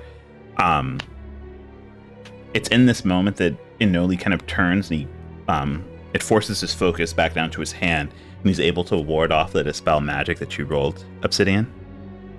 Oh, unfortunate, but okay. With this, we'll move over to Zaylee. Zaylee, you said you were trying to go for his wrist. Yep. Well, his arm. If his arm is okay. easier. Yeah, it's a -2 versus a -4, so. Yeah. It'll be easier to go for the wrist, right? It's easier to cut off a wrist than an arm. Well, I was going to say an arm is bigger. It's easier to try and aim for an entire arm. Okay. Whatever it is, I just want to lop off his arm so it's harder to cast magic. Okay. And is Astria Absolutely going fine. to deck him in the face at the same time? Yeah, Astria can go for him too. I'm gonna go for it. Okay. Do I just literally just like run in front? Yeah. I'm going to let all this happen at the same time. All right, hey, Tee-hee. buddy. Stunning strike that Oh. motherfucker. Just pulls it up again. First he rolls to attack. Oh, Let me okay. Remove this since it's not there anymore. There we go. Plus 1d20 plus. You have a +9 to attack. Okay.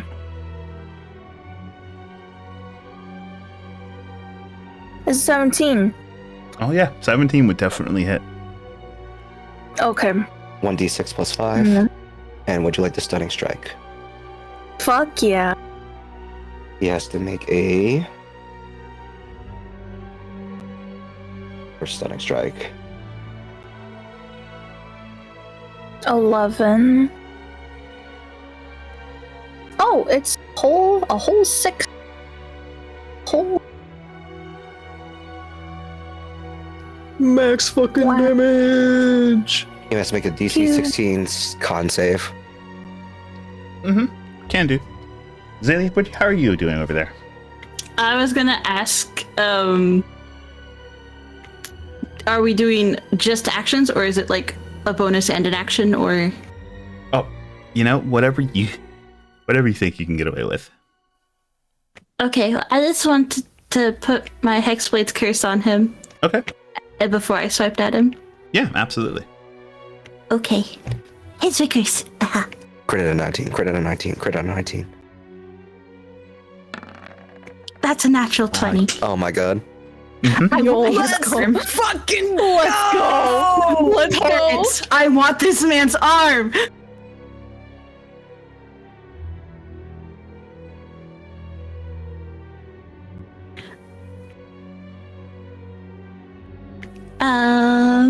Somebody's getting fucked. I would like to pour my psychic blade into that too. Yeah, go for it. Absolutely. Okay. He's a little bit too calm about this. Remember how actually. you handled your Yeah. crits too. Yeah, it's maximum of the day, right? Yep. Okay. So it's maximum plus the regular dice. So that is the maximum of your 2d6 as well. Or what is second place? 3d6? yeah, it's 2d6 for me. Okay.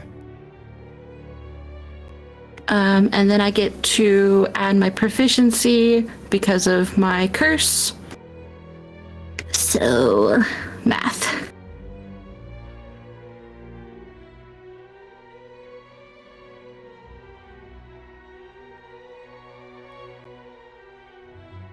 How much is your weapon die? It's a d8. 8 plus 2d6. So that's 12. 8 plus 12 plus 9. 20, So 21. 29 is the modifier you add to it. It's 21, isn't it? Wait, 12 plus. Wait, 8. 12 plus 8. Nah, That's That's 20. 20. And then you said plus 9. Right, for proficiency and charisma modifier. Ah, yes. So that's 29. Thank you. So 1d8, yeah, plus. Jesus Christ. Which is 41 points of damage. Please give me his arm! I don't want this man to cast magic anymore. I want to mail it to my mother in a box as a warning. You can reattach it if you give it back. So, I'll take the fingers before I give it back.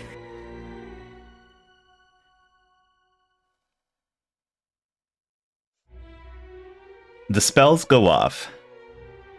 You hear the sound of, at least partially, of the magic giving way. Cyril is released. Astria is off like a bolt, taking up against the table and delivering a strike against Dr. Inoli. From behind him, as he goes to weave himself to lessen the blow from Astria, his arm is exposed and Zaylee takes full advantage and with Cloudburst in her hands goes to try and take off the arm.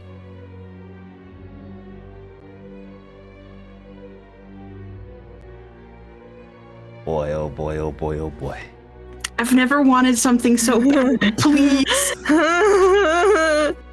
Punches, please, punches. Gotta get a W out of this, please. Please knock him unconscious. I swear to God, Astrid.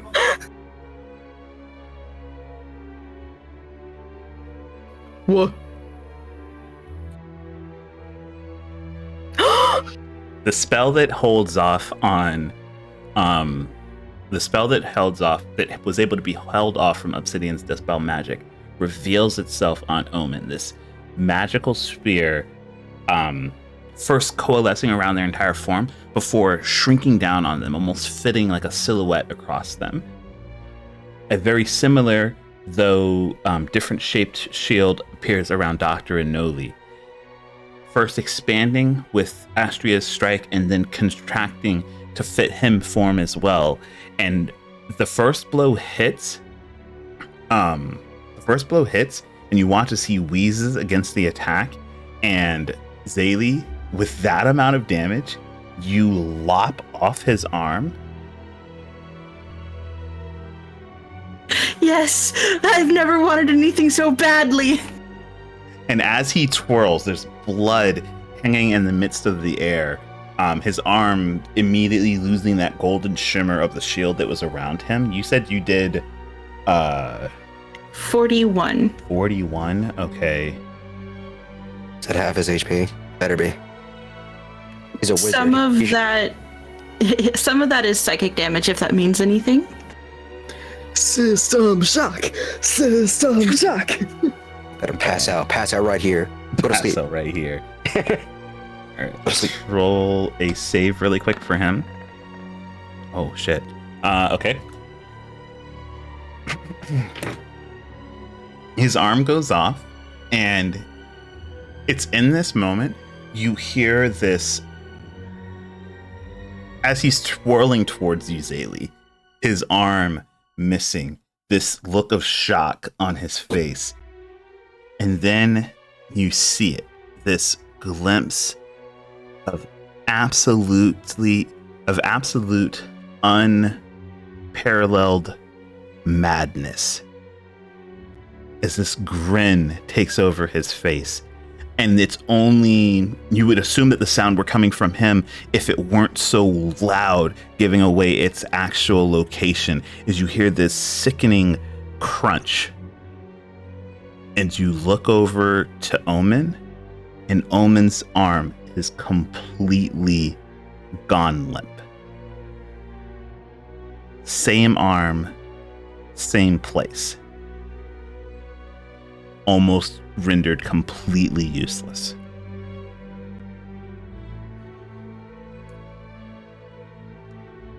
And You know, I should be surprised, but I'm not. We should have fucking guessed this from the opening. just allow I me had a to feeling. adjust some HP so you guys can see. Mike. Hey, he has less HP than her. It's fine. Okay. If it's 1 for 1, it's You know what? fine. I better do it this way just to be sure.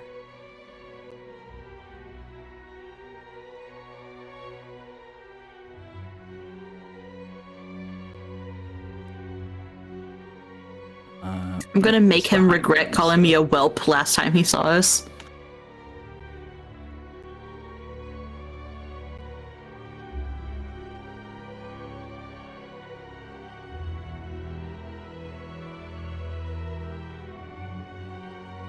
And it's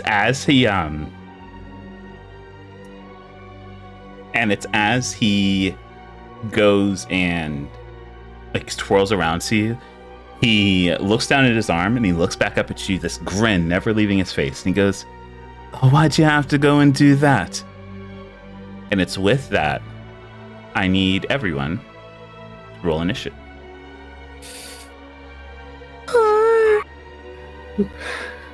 Here we go. Oh, 20. yippee! Yippee! Let me move this so I can grab him. There's that. This. Not bad. Nice, we didn't fucking suck. At the turns. At the turns, everything is overwhelmingly in you guys' favor. Teehee. Okay, but what does that mean for Omen? Hopefully the best. Right? Hopefully the best. Honestly, it's not the Shit. first time I've heard Omen, so like, Bruh. At least feel Oh my kind of God. bad about it. no, it's completely in character now. I just Sorry, assume that our Omen. fates are tied, and if one of us is doing well, the other one has to suffer. It's okay. My turn will come. That's crazy.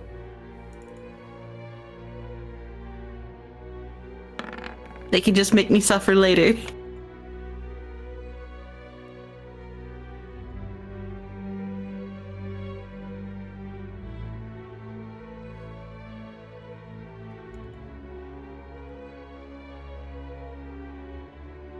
Just getting some initiatives rolled here. All these people showing up to have a nice dinner. Yeah. This is a nice dinner. I thought it was. Ugh. Why am I still hungry? You should have eaten. Okay. With that, let's swap some music really quick. Is it? Where am I? Yeah, where am I? How do I? My bad. I don't know how to add. Oh, okay. Let's do that and do that. I always forget that I have to click my token before I fucking do the thing.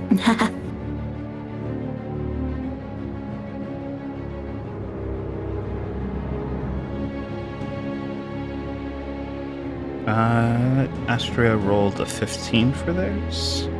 15. Mm-hmm. Okay. Now let's do. Here we go. All right. We're starting off with Dr. Inoli. The worst outcome. Yeah. What do you mean this is good?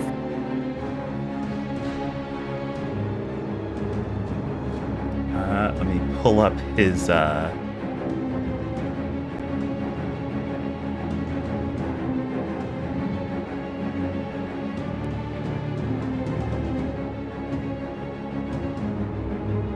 Just Don't do get this really assassinated quick. anymore. Okay. So Dr. Inoli is going to spend his action casting. Yeah, he's just going to get it out of the way. He's going to spend his action casting Dimension Door. He has to go to a place he can You see. bitch. Well, he's going to a place he can see. All the windows are closed. You can't see outside. Points. Oh, you son of a- Oh my god. And you watch as with his one good hand, he grabs the back of Cyril's shirt and pulls him back and goes to whisper in his ear. Persepi? Sure. I feel like I'm close enough. 22. 17.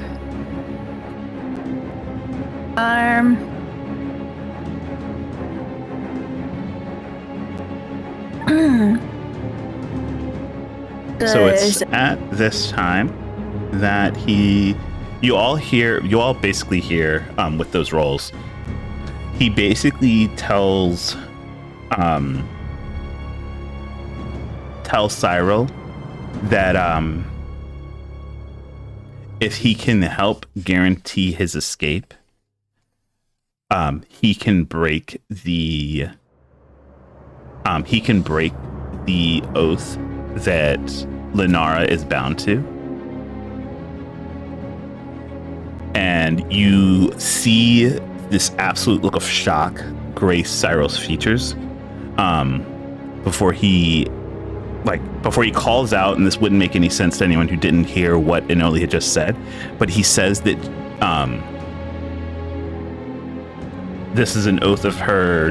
He says that this is an oath of her bloodline. She'd never want to be she'd never want to dishonor it, and I won't dishonor mine either. And with that, as a bonus action, with this as a bonus action, Inoli is going to enact some control. And hey, Mika, do you have access to Omen's Yes, spell I list? do. Do they have inflict wounds ready? I think it's always ready, considering they are that kind of cleric. Let me check. Yep. Okay. What level you want it, sir? They have up to 5th. Yeah, they are going to turn, or they're going to look back at Zaylee, and they are going to cast inflict wounds at 5th level. Oh, okay. You bitch. You're welcome. What's your AC? Their AC. Just so I know what happens when I roll. My AC Yes. is a 17. Okay. Pray to God. Good. You prayed enough. It misses. Okay.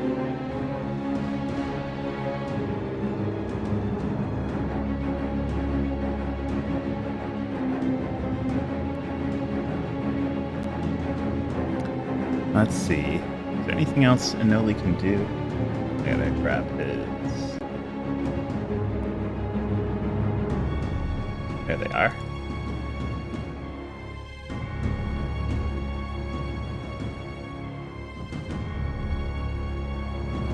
Ayo, Anthem, I just want to clarify, was the stream POV supposed to vanish? Oh, it might have because I clicked somewhere. There we go. It should be back now. Okay, yeah, we're all good. Okay. If you'd like me to just add on certain things, just let me know. I have the entire spell list here. Gotcha.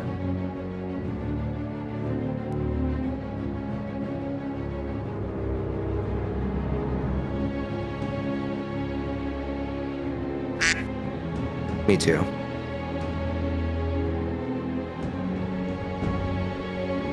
All right. We are a long way away from Dr. Inoli's turn again. I'm real sad about it. There's a lot gonna happen in the next 5 seconds. You're gonna have to be prepared for what's gonna happen next. Everything's about to pop the fuck off. You know, what if I just tried to leave? What if I just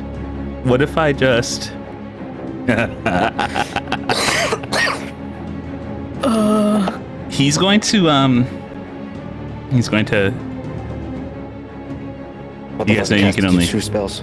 you guys know you can do this if you're on teams, right? What? Oh, Do what now? Dr. Inoli gives a nod, and the guard No. behind him throws open the door, and he's gonna provoke from Cyril, who is going to just try his best to try and grab onto him. And Miles. Miles, you better have Sentinel. That's like the buck standard for fucking bodyguards. Okay, there's not much Cyril can do. He's actually unarmed. He's gonna 1, 2, Can I 3. give my father my sword? You're gonna what now? Just give him my sword. Okay, okay. I feel like it would actually be fantastic. It'd be hilariously great. Can you give me a dexterity check? We're gonna try and coordinate it. Actually, I just don't even straight have check. to do that. I can just open up Cyril's sheet. Yes. No proficiency. So, No proficiency. well, that means I get what's it called? Yeah, I get Jack of all trades. So it's 5 plus 2. Okay.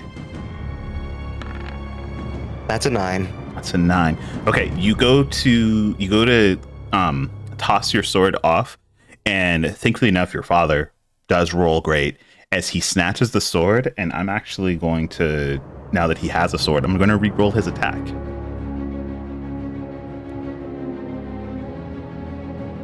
This man better be a battle master and use tripping attack or something. Puppy, please. Man, you're assuming a lot about an NPC. He's my dad. Oogie boogie boogie.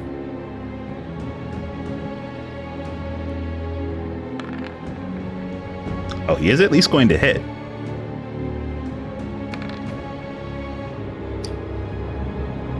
Because you asked me what what class he was. I just said fighter because I didn't want to like direct everything and make you build like an entire thing. But like, yeah, Okay. there's not a lot of fighters out there. Let's get a roll out of Dr. Anoli here.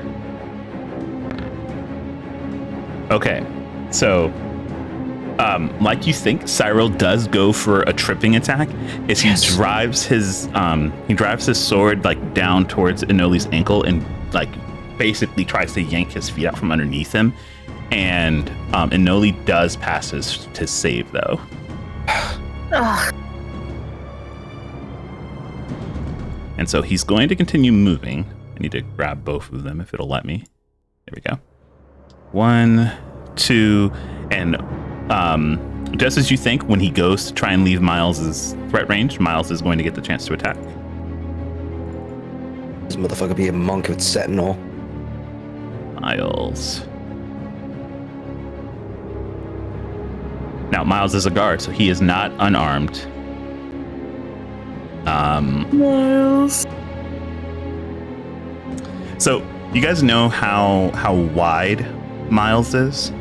Yes, Uh-huh. he's a brick shit house. Miles produces a great axe that is as wide as he is from his back. Just kind of hiding behind him. It's like holding another Miles, though. And he just goes to drop it on Anoli. We're just going to see what that looks like. Sure, I'll roll publicly for you guys. Don't miss. Don't embarrass yourself, Miles. Please. Miles, please. I hope you told him to have sentinel. 22. Oh my god. Please, I will make out with you so hard. Do you say that to him out loud? Sit across the dining room. It's just what's That'll going give him on the in advantage. Astria's head. Okay, so Dr. No, you see this as he strikes him, this shimmer actually from his from the golden kind of sheen that's on his skin cracks just a bit, and you see a bit more blood gets coughed out of his mouth.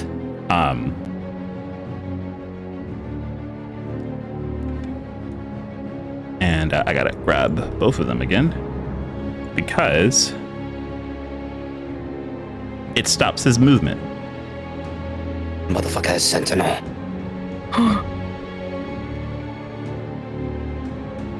And I need to adjust some of Omen's HP. Sorry. It's fine. Okay. With that, Mika, it's your turn. I am going to cough first of all. Clear my throat. Let's see. What do I have here? I would like to try to cast a spell. I'm not sure if he's going to try to counterspell me or not, but I'm going to try. I would like to cast Bane on him and on Omen.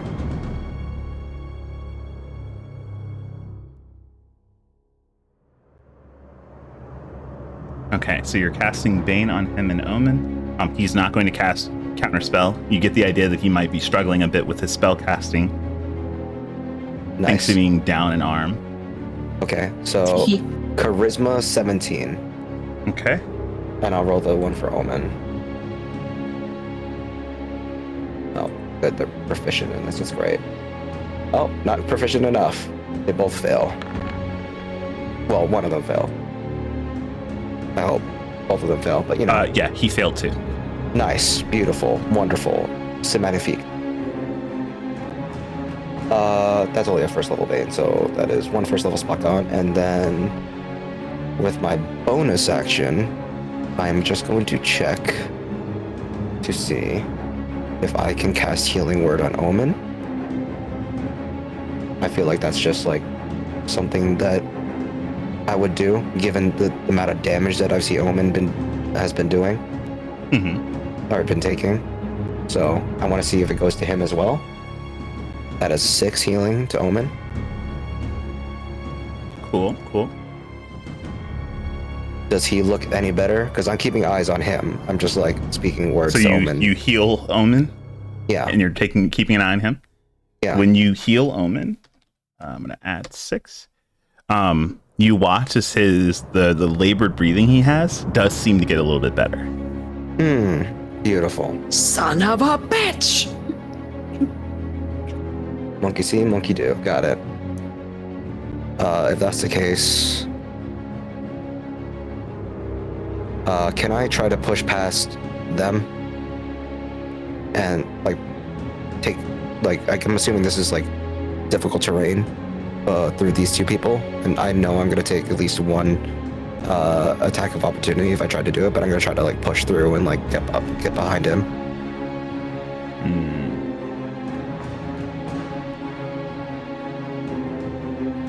Miles the Square would technically be considered an ally, so you could. Oh, that's true.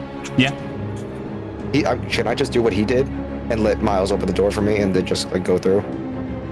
I mean, Miles wouldn't get in the way, and I'm not going to say it's costing you an action to open the door yourself, so... Okay, yeah. Either way, you would still be taking one op, but at the very least, you that's wouldn't fine. have to make a check or anything. I'm doing that. And Okay. would it be a free action to close the blinds?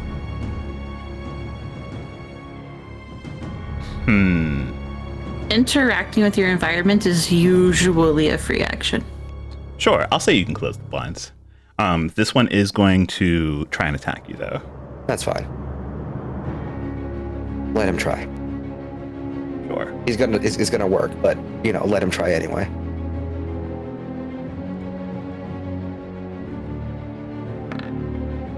What's your AC? 17. 17? He misses. Oh yay! That's the first in a while. But yeah, I'm gonna try to close these blinds. Okay.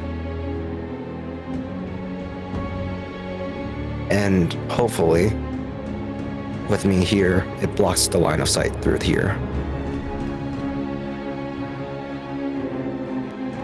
What's he fucking doing here? What are you doing here? He was, waiting to serve people who happen to come into the room. Now he's the witness of a fight. Beautiful. Be a witness. Anyway, that would be my turn. Okay. It's the Night Captain's turn. You're right. He's not willing to let this go. 1, 2, 3, 4.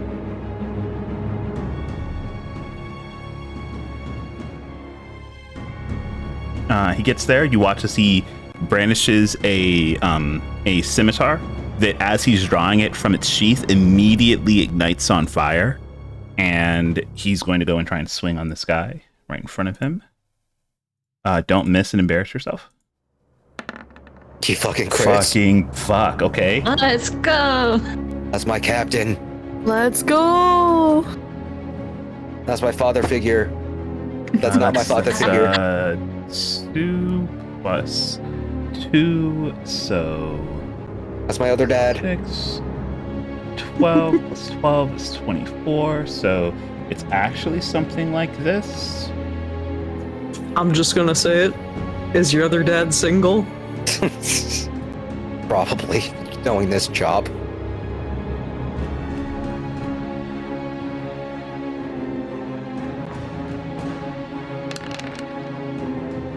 Motherfucker, damn. Yeah, so he does 40 points on a crit. I gotta see how much this guy had for HP. Probably not 40. You know what?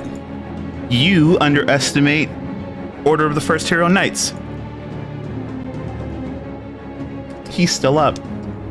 Barely. I'm pretty sure it takes a system shot. Oh yeah, he does take a system shock. Let me do that.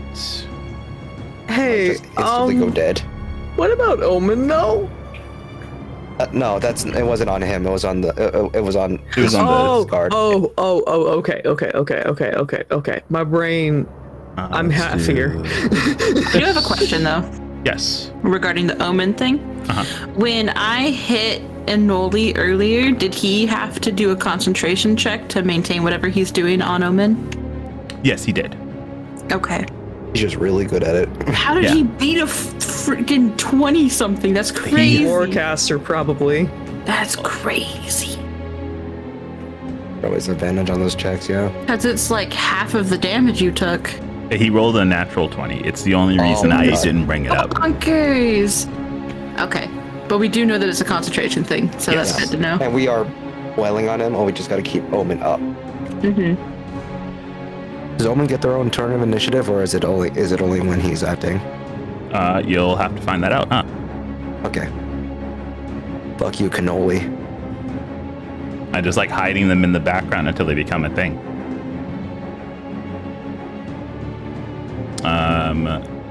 But that's what I was doing. He did save. This knight did save, thankfully enough. Oh. No, not really. Wait a second. Knight Captain, do you have a multi-attack? You don't. Okay. Probably because you hit like a tank. Yeah. All right. Cyro's turn.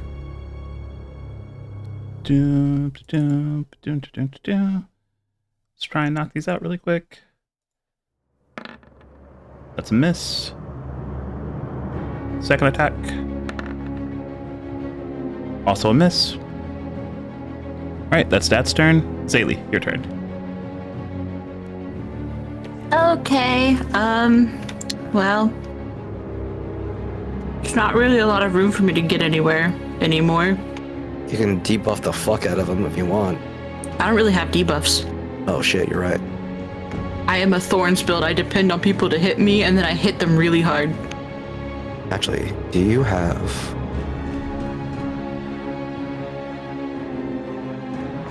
Can you blot that window? I can't see what window you're talking about. There is a window right... Oh, I will block this window because I think you said you were closing the blinds on the I was close closing one. the blinds. Yeah. There's another window This- over here, and I'm just trying to prevent him from leaving again. Because we know he has a dimension door.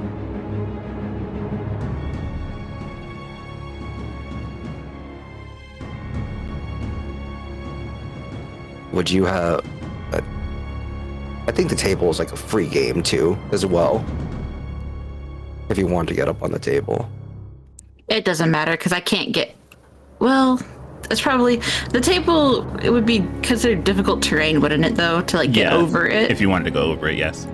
Yeah, which means I can't get within melee of this guy at all. But I know you have the tentacle pit thing. I do, but I'd catch all the good people in it too. No, I'm just like over here, just to block line of sight. Again, I don't know if I can get to a point where I can see out that way. Because okay, let me I just can see how get far you can here. 5, 10, 5, 10, 15, 20, 25. I can move down. Okay.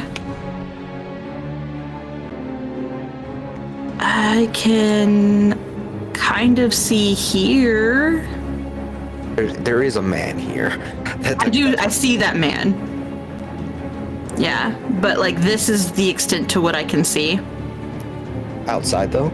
It's right here. Yes, this square that I'm pointing at is the end of what I can see. Everything else is darkness. And I'm assuming this because of my perspective. You know, the walls are blocking. So I don't really think that would help too much.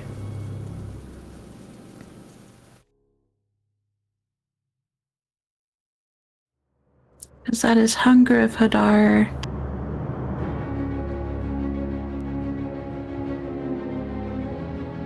Yeah, it's a 20-foot radius sphere. Of pure darkness that no one can see through. Yep. But like other than this window, I can't see any other point that would affect, you know? It's just the window. Because there's a window here, and there's a window here, and that's it. Is that other window closed, though? Yeah, I just closed that window. So this is the only one that can be seen out of? Yes. Okay, I'm working with half information here because I can't see. Yeah, sorry.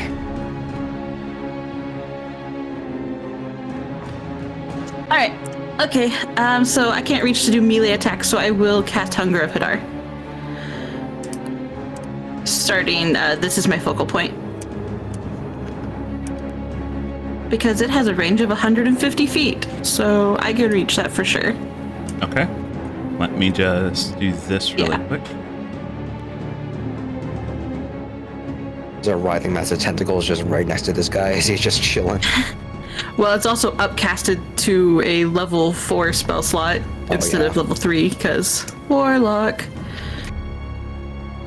So... Oh, I actually don't think upcasting it does anything. No, I don't think it increases range or any damage or anything. It just doesn't. Yeah. Some things it does. Most things it doesn't. I've noticed a lot of Warlock spells, they don't scale, which is kind of dumb. Upsetting, considering it always casts at the highest level. Exactly, you would think it would play off that. Mm-hmm. No. Okay. Just trying to see if I have anything that I can use as a marker. Yeah, it's a 20-foot radius sphere. We're just gonna use... Sure. Let's do this. Oh, that's probably Oh why. no, my parents saw me casting dark magic. It just dawned on me. God Right. damn it. Oh no. It's All right, okay, it'll keep so- them alive. Oh, this is broken. Let's do... You're just casting it over here in this corner? Right here. Like outside? Outside, yes, because I can see that. I can see the snow. Okay. This.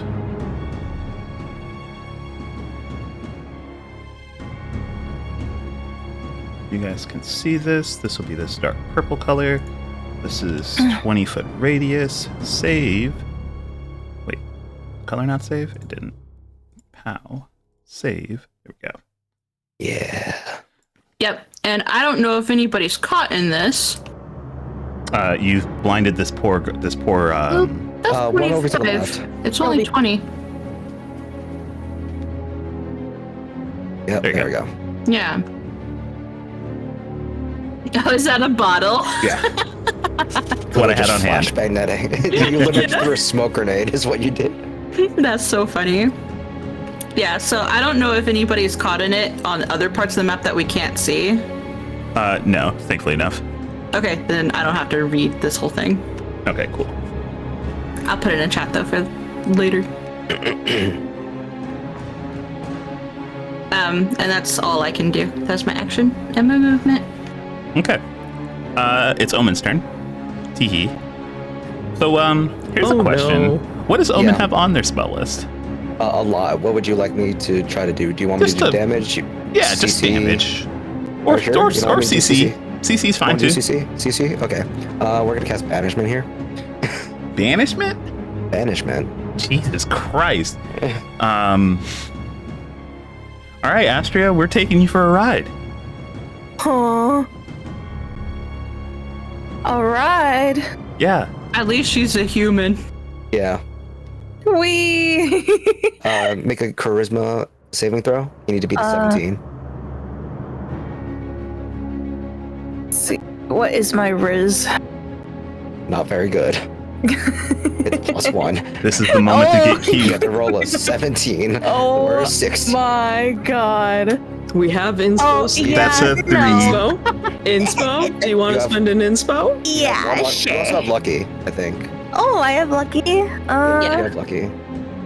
Sure. I'll use my lucky. Yeah, lucky first, and then use your inspiration. Okay. All right. Let's do that again. We run it back. Oh. Rough. You're getting better tiny, one at a time. Tiny cuter. You have 2 tiny more bit luckies. I have 2 more luckies. Let's do it again. cuter. Let's do it again. Let's do it again. There we go. There you go. Oh, there we go. Okay. Okay. So Omen reaches out. You feel your tether that pulls you onto the material plane weaken for a second. The world goes blurry, and then, thankfully enough, you're able to like ground yourself. And Omen releases you. You were almost bandaged to another plane of existence, but you're still here. Oh Woohoo. my god! Wow, that would have been so bad. Thank God I was, yeah. Yep. And then Omen, uncaring, is going to start just walking. She's just going to provoke Astria if you want to kick her. You want to kick your friend? Oh, Omen's gonna kick me? No, Omen's walking away. You have the ability to kick them. Oh, I feel like I shouldn't kick Omen, but I like, don't think it's a two-way street where if you damage Omen, it goes to Anole. oh really? I don't think that happens. I think We it's just don't Anole. know. Yeah. I don't know if I want to test it either. Well, actually, I did heal Omen, and then it did go back to Anole. But we It don't went know if back- the same applies to damage. There's only one way to find out. You could also stop them with just by hitting them with Sentinel. So it's only a D8, so a D6, so it's not Okay. that bad. Well, I guess I'll go behind Omen. Okay, so Yeah. Omen's not going to get the chance to move just yet. Okay. Because you're going roll to try and attack. swing. Oh, okay. Then I can move No, forward. just roll to attack. Oh,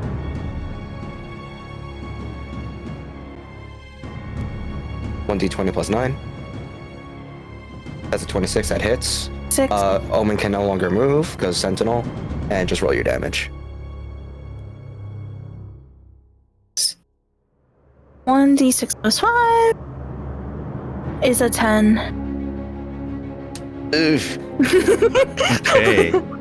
I'm paying deep attention to Anole at this point too. Okay. You guys are going to make me have to burn a big spell slot to get out of this. All right. Astria, now it's your turn. Okay. Did anything happen to Anole? You know, Anoli's missing an arm. He didn't seem like he was visibly shaken when Omen took damage. Not that Mika could tell, at least. Mika just like does the thing with against the neck about from doing that again. Just like no, stop that. That doesn't work. Okay. I guess you can grapple Omen and stop her from moving. True.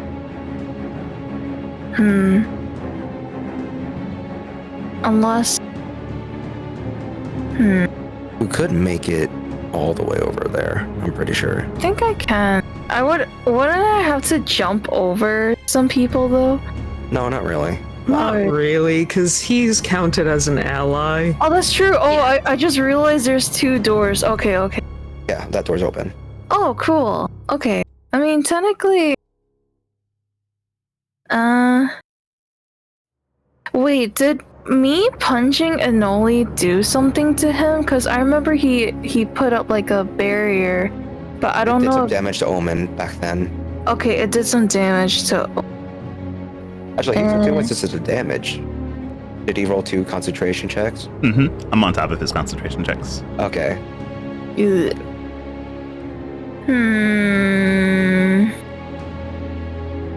Look. You can make it over here. No problem. You're a monk. Yeah. Just do monk shit. I just don't know if me punching him will. Obsidian has healing covered. Yeah, I have every intention for Obsidian to not get in that fray because if something happens, he wants to be close to heal Omen. Okay. Alright, Astria's gonna go for it and run after. Okay, so that's 35. You have 50 feet of movement. Yeah. I You can You oh can literally get anywhere.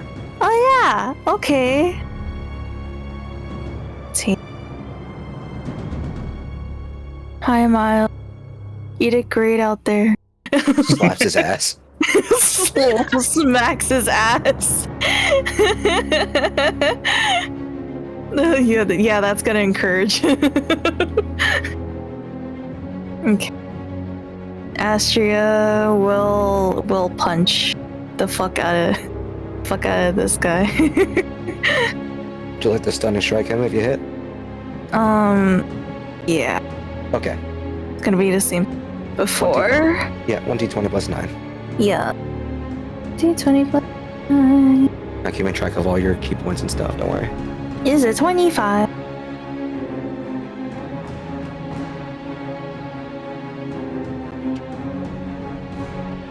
Uh, 25's definitely gonna hit.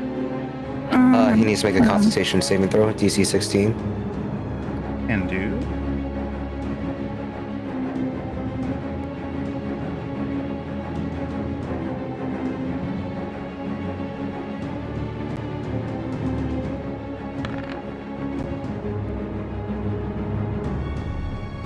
What was the DC? I'm sorry. 16. 16. He did pass. Okay. He's not stunned. Roll your damage, Astria. Okay. 6.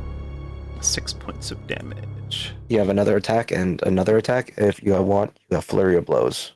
I want to use flurry. First, you have to do your other melee attack or your normal action. Okay, so Just another 1d20. plus 9. Okay. 19. Would you like the stunning strike again? Oh, I can do it again. You can do it as many times as you like until you run out of key points. Oh. Slay, but I want to use flurry of blows. So You have You 7 can. more. You're fine. You can blows so long as you still have key points by the time you have your bonus Yeah, you action. have 7. You're good. Oh, slay! I'm gonna do stunning strike again. Okay. Another 16 on the con check. Also on top of any concentrations you may have to be Ooh. doing. Okay. He also has a minus D4 because of pain. Oh, son of a bitch. Okay. Fail. Okay. So, passed one of the concentration checks. This is for the next stun, which Minus meets it, D4. beats it. Oh, son of a bitch, right. Minus D4. Even Yep, if so he he rolls definitely a failed 1. the stun. And So then... he's stunned now. I don't think you can concentrate when you're stunned, right? Looking it up, give me a moment.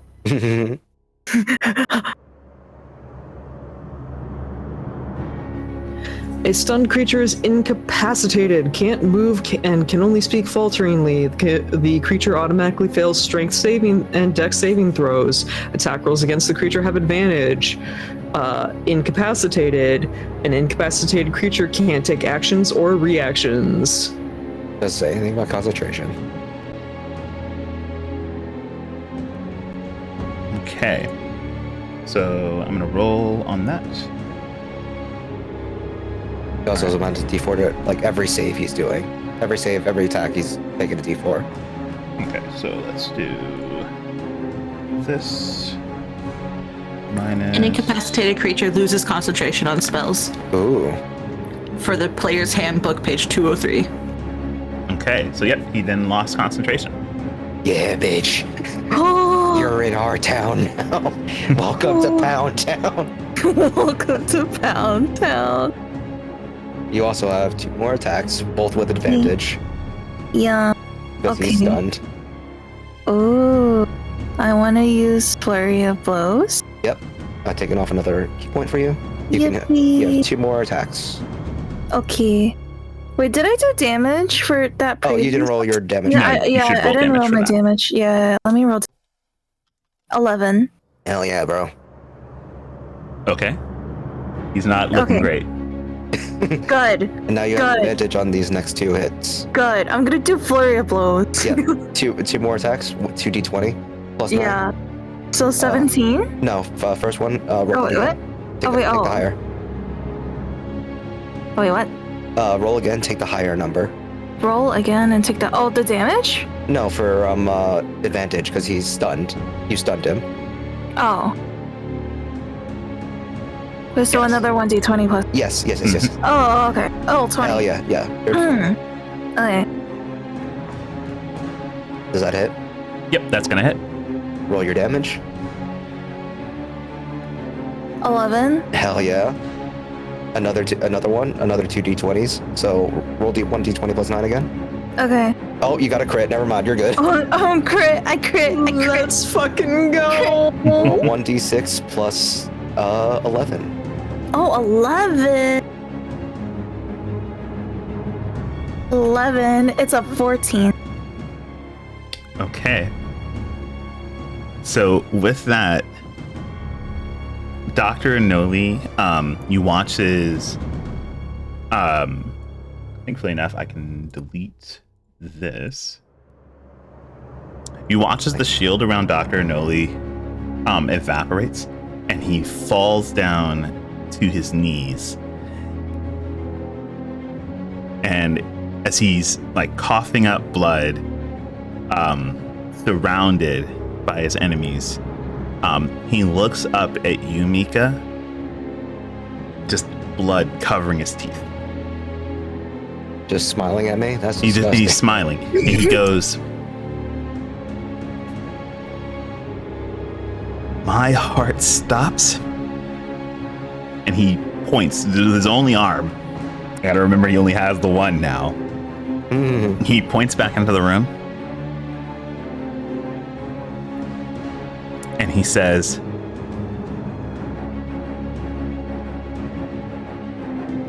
"And he dies." Oh. Who is he pointing to? He's pointing to your father. Insight. 16. The smile on his face says that he's had this card up his sleeve for a long time. Is he basically? Is this it basically it for him? Like Yeah, this he's is like he's down. He's on his last legs. I just looked to my father.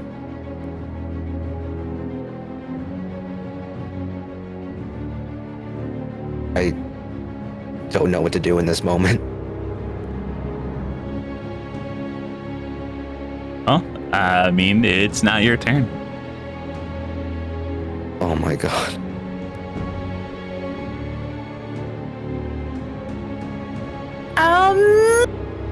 You have no more attacks, by the way. You're But we didn't roll damage for that crit, did we? no, they that was the did. damage for the crit. Just 1d6 plus 11? Yeah, Mm-hmm. Oh, it's monk stuff. monks, man. Yeah, monks, they hit a lot, they just don't hit hard.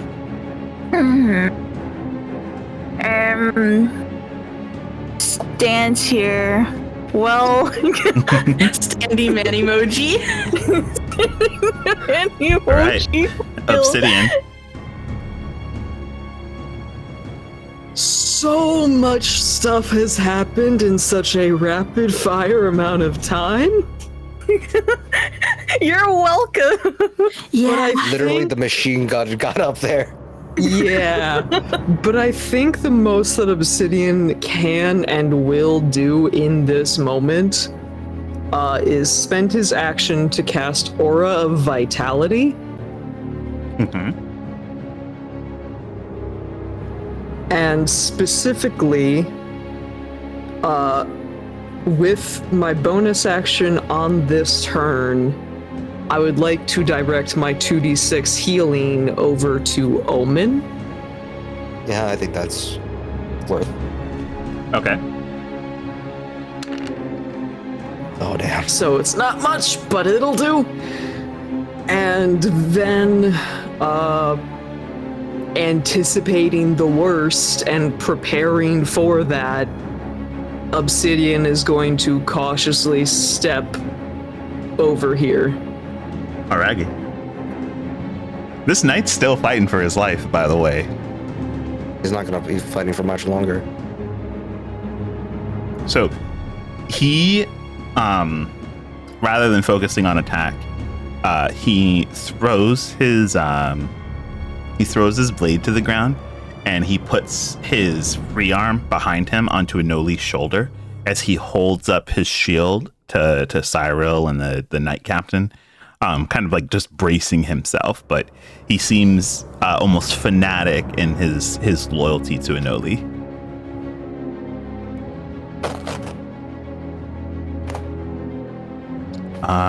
Let's see. There's Miles, the Duke, and the Duchess.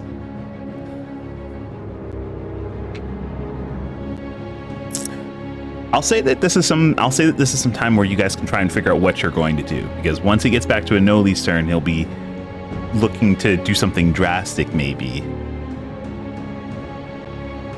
If we kill him, my father dies, and I don't really want that to happen, but I also don't want him to be very much alive either.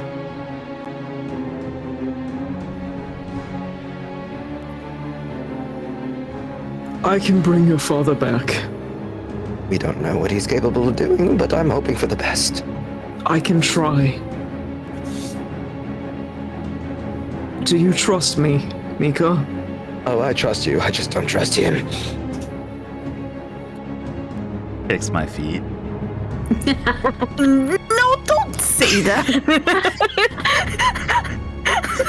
As a DM, I'm having a great time. If he leaves, the Equinox gets all the information we just gave him. They only got one. Well, two, considering who fucking left. Then what's the harm in letting him go?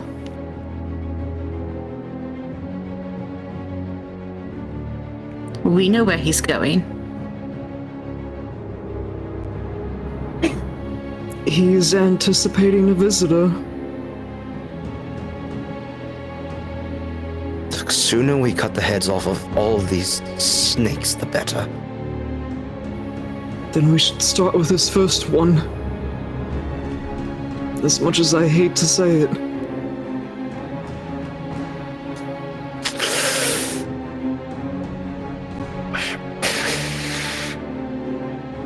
It's Miles' turn? Yeah, it's Miles' turn.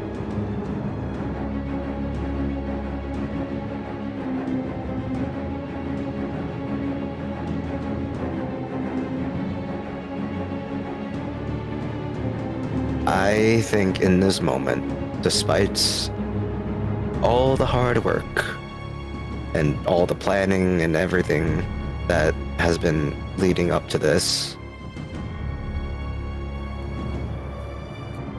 Mika concedes that this is probably the only way and just nods at Miles. Where did this light come from? Oh, it's you. It's obsidian. It's my aura for my spell. I was I'm so sorry. confused. I was like, yo, it's a fireball. Good down. You give Miles the okay? Yeah. All right. Great axe in hand. Miles is going to raise it. Miles, don't miss. He has advantage because he's stunned.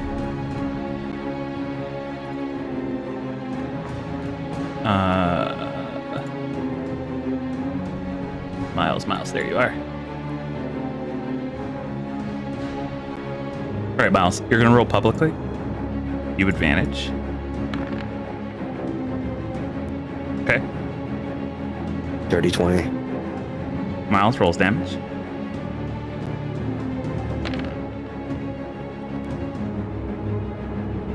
Hmm. 19. Okay. Jesus Christ. With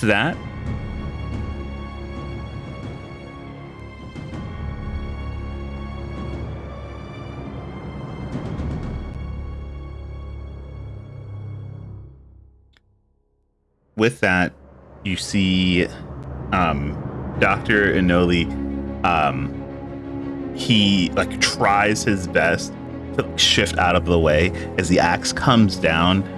He's facing you, so the axe comes down into his back, and with the last bit of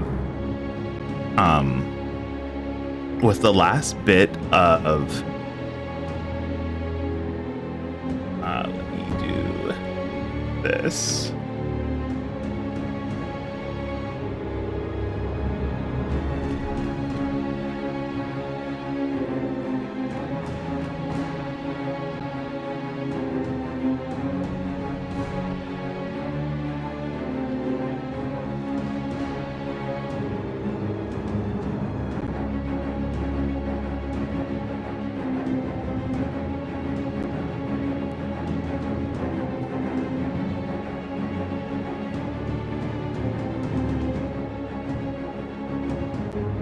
Let's do-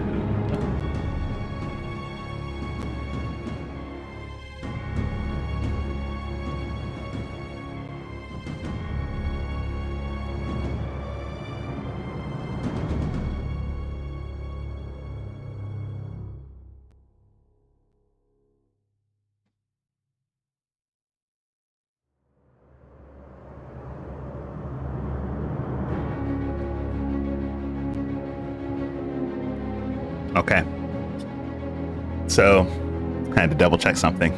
As Dr. Noli gives his last breath, the bloodied grin never seems to leave his face as he goes,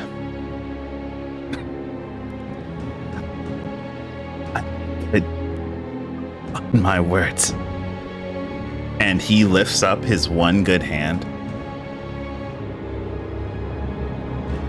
And you watch as this ephemeral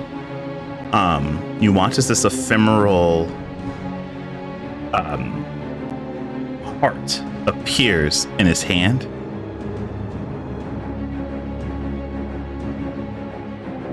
And you watch as this little trail seems to seep out towards Cyril, and he crushes it in his hand.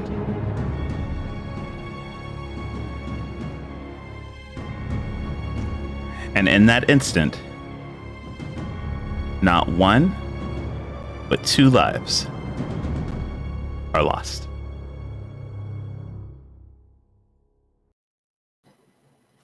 I would like to think, as Cyril is coming down, Obsidian is holding him, supporting him to kind of bring him down gently, and immediately beginning to pull out one of the 2 stash of diamonds we had.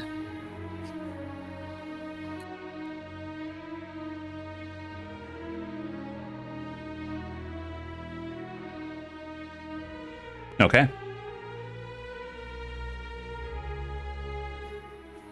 And as quickly as he can manage, while his hands are trembling and he is filled with anxiety and fear over history kind of repeating itself, he's going to try and cast Revivify. Okay. So you go to cast Revivify, and the spell goes off. The divine magic that fuels. We also just killed this guy. Oh, yeah. I just stab him in the neck as I just Hand wave, not even important enough to be mentioned. just grab him by the back of the head, stab him in the neck, and just drop him on an Get out of my way. You go to cast the magic, and you feel the life energy coalesce. You see the value of a diamond reflect back life, expecting for any moment Cyril to take a significant breath. But instead, he continues with his last motion, grasping at his heart. And there's no response from the spell. No, not again, not again, not again. Please, did the diamond get used up too, or? No, the diamond's value is still there. I would like to I know this probably is a little bit late, but I have a feature from my bard, which I never really used, but I want to use it this time. And it's called Mental Whispers. When the human dies within 30 feet of me, I can capture its shadow and I can use it. Okay. And I want to do it on my father, Okay. but the words are when you gain the information that the humanoid would freely share with a casual acquaintance, but I'm not a casual acquaintance. I'm their son. Well, their child. Mm-hmm. Would that give me the information that I would need? Like that they would freely share with me as their child. His last words, if we will. Yeah. You know, I like the creative use of the wording there. I'm gonna say yes. In this particular case, this isn't a casual stranger in which information could just be slipped. This is something like a final words, especially with you taking up the banner of the Dusk Gazer. Then I would like to use it, and I would like to turn into him immediately and just say whatever was on his mind as soon as that information comes to me. Okay.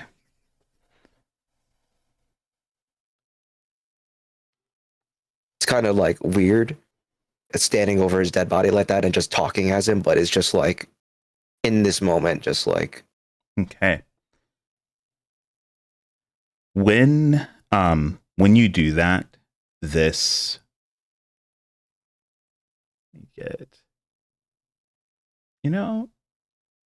this will work.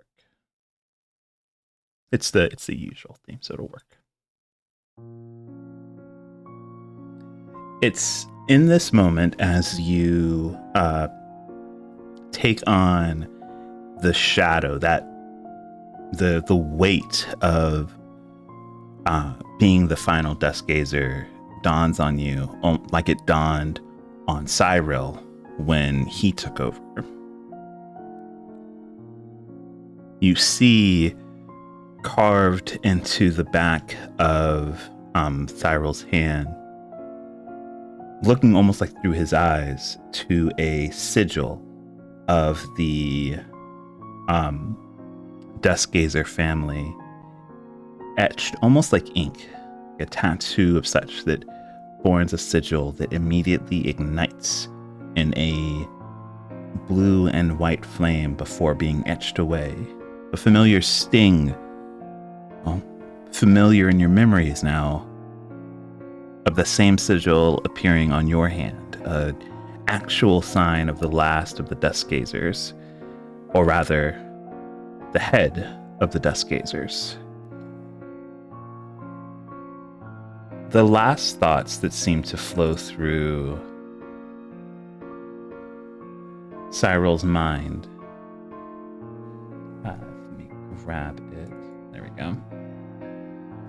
Seems to be of him recalling just sitting at his desk, reading, or rather writing in a journal. It marks a date, actually, just a few days before today.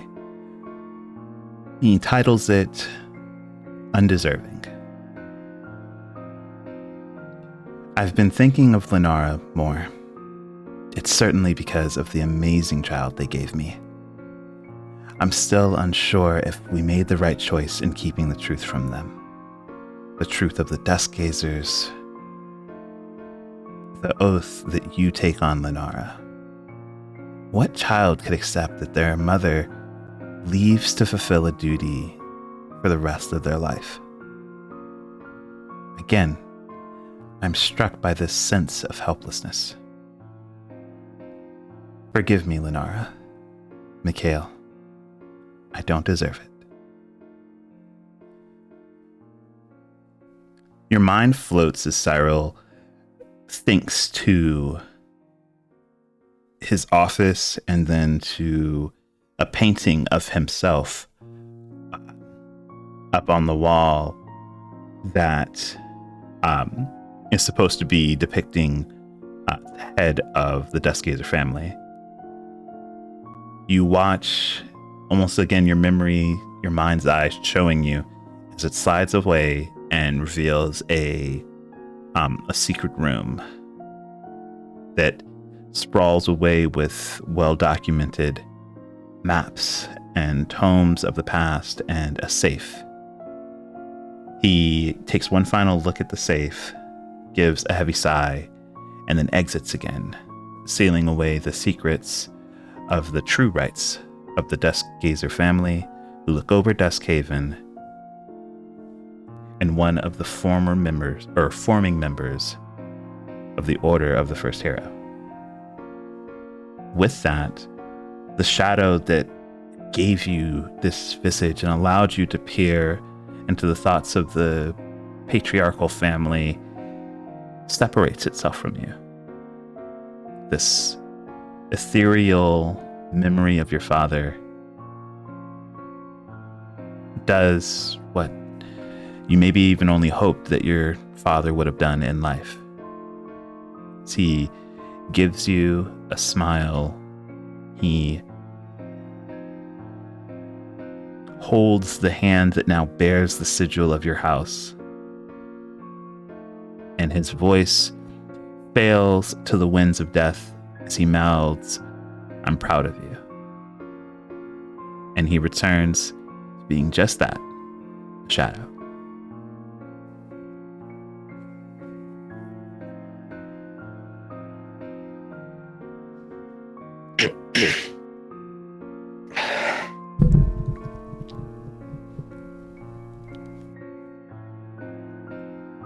Well, let's clean up the rest of the house. There must be more of them. Would you like a moment? I'll take my moment when the rest of them are out of this house.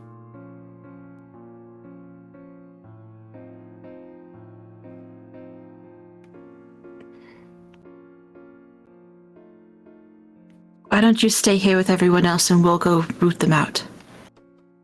In the back here for me, would you? Mm.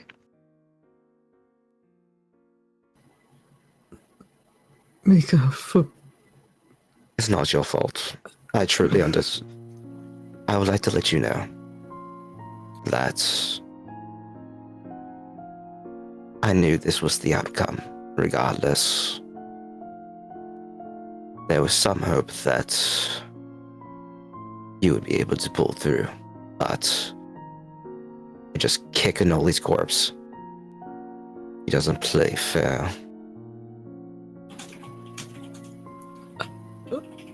I'm still sorry regardless. Don't be sorry. It's fine. You did nothing wrong. You tried your best. If anything, if you'd like to make it up to me, is just find out how he did it. That's what I would like to know. Is that possible for you? I might need the day, but I can try and get answers. That's all I could ask for. Anyway, let's make the heads roll.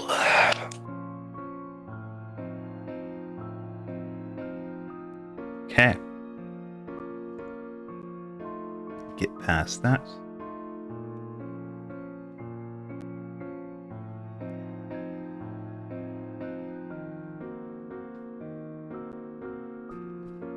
Okay. So, the rest of the party spreads out. You gather, obviously your guests are already here, but you gather servants, maids and butlers alike, the cooks, and most importantly, all of the guards, all of which are members of the Order of the First Hero. You gather them, and I'm assuming you all go through some kind of vetting to root out the dissenters amongst them. Mm-hmm. Mm-hmm. If they bring them Okay. back to me, I'll use my words of terror and just give them the longest speech. Okay. So I'm going to. Give me just a moment while I set a new scene.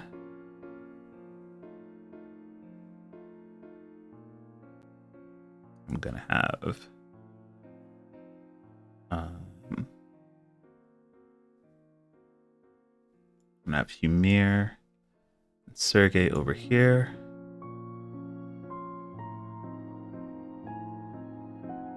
The Duke. Should also go without saying that we've never left the guests unattended at this point. I'm gonna.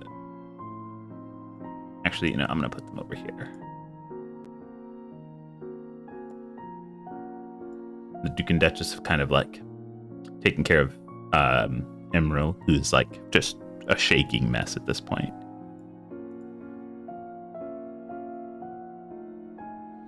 And I'm just gonna grab some people.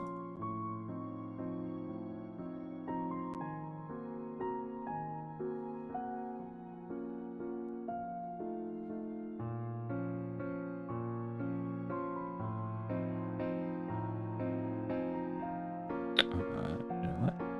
There's that. Now, don't be surprised when you find out how many non-good people were here.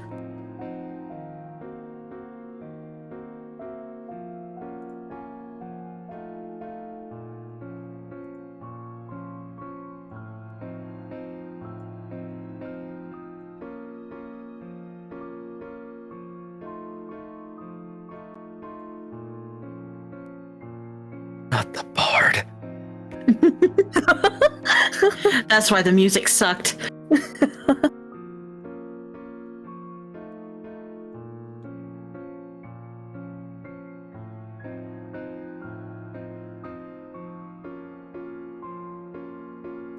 There are so many people.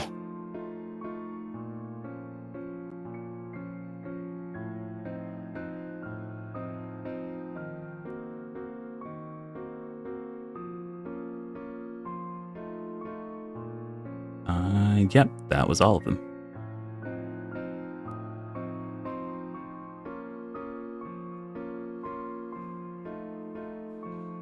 Okay. After There's a a person over there and there too. zoom out for chat. Maybe they're good people. Yeah, hoping they are. Yeah, anyone who's not in this line are all we're all thoroughly vetted and proven to be honest servants of the manor. Nice. Trying to get some food. There's a lot of people. Yeah, your words of terror and the good work of the rest of the party, you're able to round them up. And Would you like me to actually make a speech or no? yeah, if you have anything that you want to say to them. Okay. I'll just walk back and forth, but I won't move my token. Just like trail back and forth from the, yeah. Now, due to the unfortunate passing of the Lord, the title of Head of the Duskgazers, Lord of Duskhaven, falls to me quite quickly, without grace, much like how he was removed from this earth. With this power,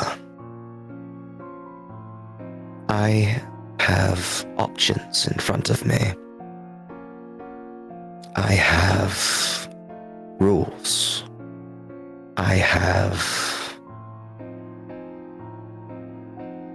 words for all of you. You have all broken the trust of both me and my father, of this land that we walk upon, the land that we swore to protect. In doing so, you have brought misery, death, blood upon my doorstep.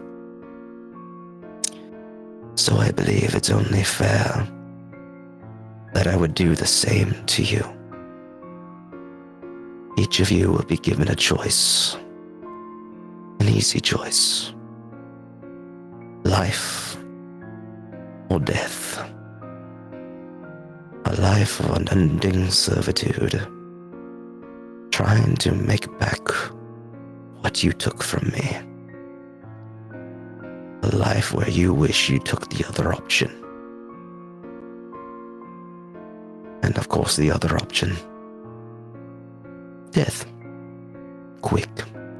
Easily. Merciful. There will be no judge, no jury, only an executioner. And that will be me. So, what will it be?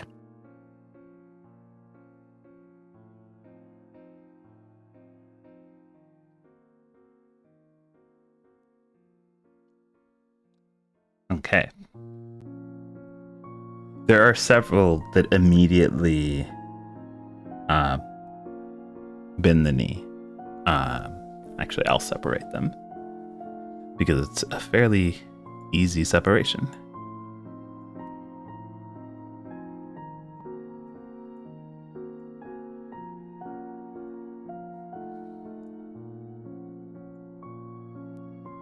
Most take your first option. Seeing quick coin, they say that they had a lapse of judgment that led to the unfortunate circumstances of today, and thought that it would just be enough to have, left a few doors unlocked, or see to it that people, or rather the location of Duke Duskgazer was known at all times. They saw it as just a way to put extra coin in their pocket. But this is nothing compared to the sounds that you hear from the supposed Order of the First Hero Knights. They immediately speak of, having their mind controlled. Disparity crosses some of their faces, while others look angered at the idea that they would even be given this ultimatum by you, of all people. How dare you? Don't you know they are the sons, third and fourth sons, may be it, but sons of counts and barons throughout the lands. They hold noble titles just like you. They don't deserve this. Second, third sons. That means there's more of you, and you could be replaced. As for you, who did this for coin, I don't want your excuses. I only want for you to remember this day. The day I showed mercy, kindness, and compassion to those who spat in my face and learned their place. And I will just go over to the sons and just get rid of them. Okay.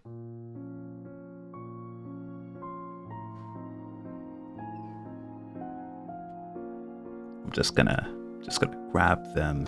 I'm just gonna move them away. Poof. Poof. You take them out to the shed, and we never see them again. Yeah, red snow.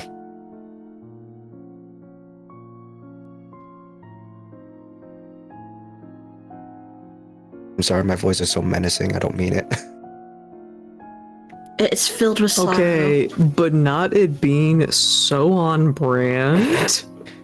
It's pretty good. I'm so full of COVID. Oh. Okay. Well, be it as it is, most of the servants are immediately looked after by the actual workers of the manor to make sure that they don't have any other nefarious intentions, though it seems the gravity of having to watch you dispatch those who thought they were above the rule of the new Duke Duskgazer seems to have set the tone for the bar in which they'd have to stay above if they want to keep their necks. The rest of your guests, as rattled as they are, do their best to make news of it. The snow outside is still thick. They expected a party and maybe a few days' stay, and now that is looking like a longer stay. The Duke and Duchess seem to be handling it far better than Emril or Sergei are, but as is, a sense of despair crosses the manor. The changing of titles is never easy, and in this case, it has bloodily fallen into your lap. How's everybody doing? It's fairly late for me, but I'm great. I'm off tomorrow. But I also know that the session itself has gotten fairly heavy. Is everyone okay? I'm okay. My I'm a voice is little not done. tired, but I'm okay. Yeah, my voice is just fucked. Okay. Sal, what was that? Oh, I'm alive. You're gonna pass out soon? Is that what you're saying? No. Oh, Okay. Well, yeah. I don't They have. say no while barely being able to be picked up by their mic. I'm sorry. I don't have. Well, I do have just handouts in general from a couple of things throughout the manor. I don't have anything more as far as content that is written out in hard and stone. So I think this could be a good point to call it. Fair enough. I was going to say otherwise we make our own content. Yeah, it's like the party could just talk. Yeah, if you guys There's a have more lot to discuss, I if feel. you guys have more to discuss, I will move these onlookers.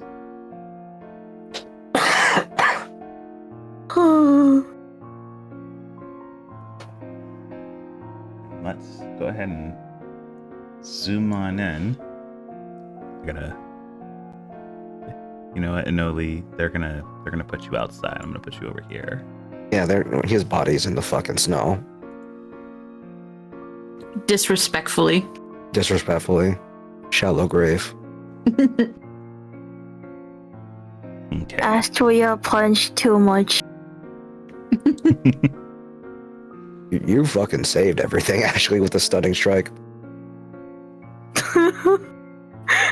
If you didn't, I think Omen would have went down a while ago. Or he I- could have escaped. Yeah.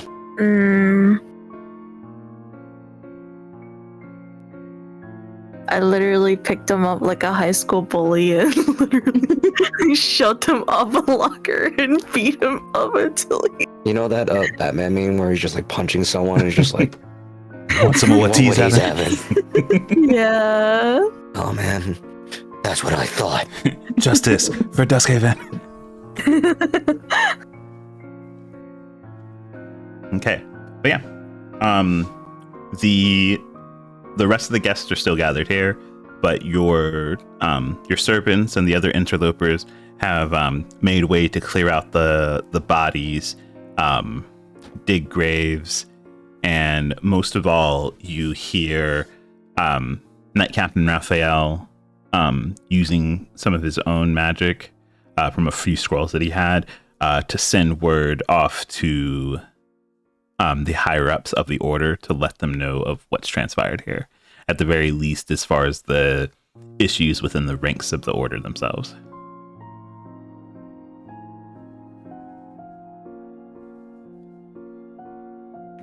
Beautiful. I'm glad he notices that and we don't need to tell him.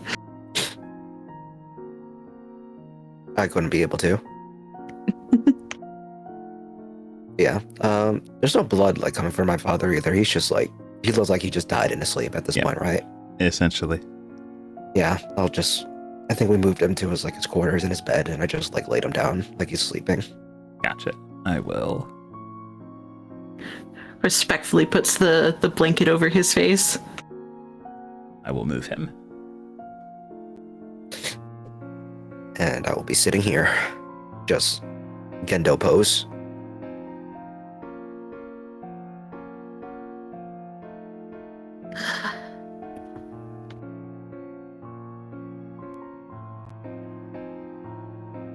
A lot happened in a short period of time. Why? Too much has happened, debatably.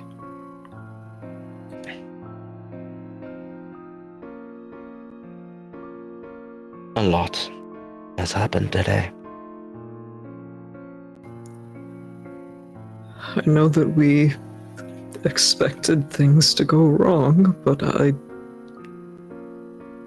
don't think even I could have predicted what happened.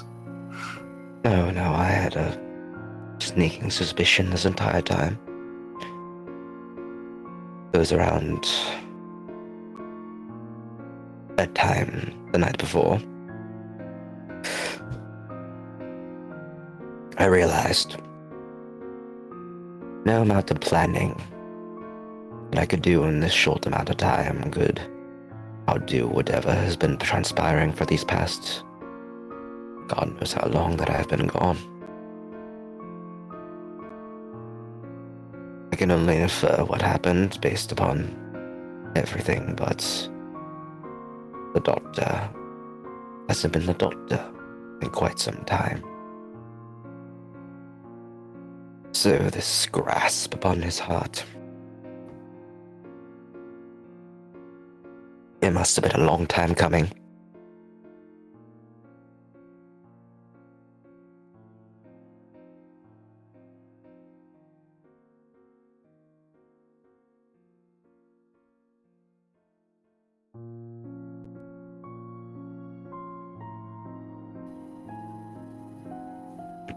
Zaylee will put a hand on Mika's shoulder. Prepared as you may have been, take all the time you need to sort through your feelings. I need some time. And just know you're not alone. You can lean on us if you need to. Mika looks at the crest on their hand now. Not alone. I guess.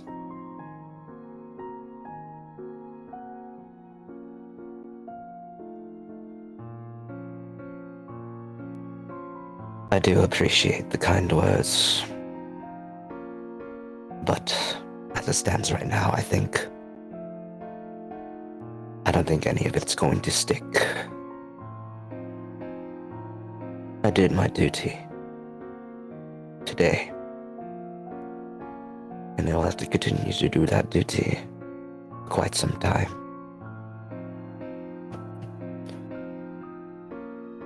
I'll have to tie up the loose ends here before I'm ready. But you all need to go deal with whatever's going down in the capital now. We have a runaway prince who sold the safety to the kingdom to a madman. He does not know of what's going on. We do not have to rush ourselves in order to see that his justice will hit. The world waits for no one, especially not the small little snowy havens such as this. I believe that, regardless of everything, with my newfound duties and responsibilities, as well as connections that can make things easier, especially going forward, but I need some time for that. But I need you all to continue our work. You would ask us to go without you when so much of what we've done has found its success thanks to you as well.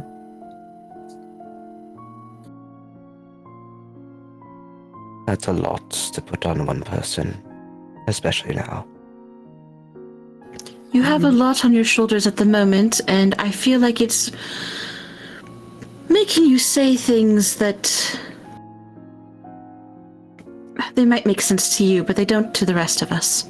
And I speak not in absolutes. You aren't the only reason for our success, of course, but you are capable of doing things that the rest of us are never going to be able to achieve.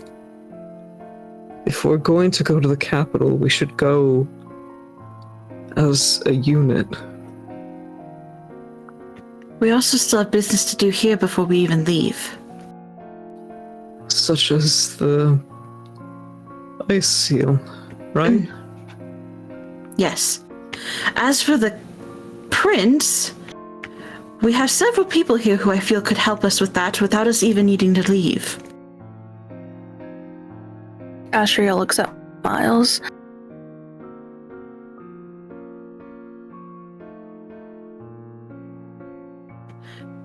Between Miles and Captain Raphael, your duties are to protect the kingdom, A traitorous prince certainly falls within that jurisdiction. Sorry. My goodness. Jurisdiction. Sure does that normally. I have to believe it was the alcohol. As she's stress drinking. She does. She's stress drinking. It's at the last bit, but yeah. Yeah. But Zaylee's looking at Miles and Captain Raphael, seeing their reactions to that suggestion.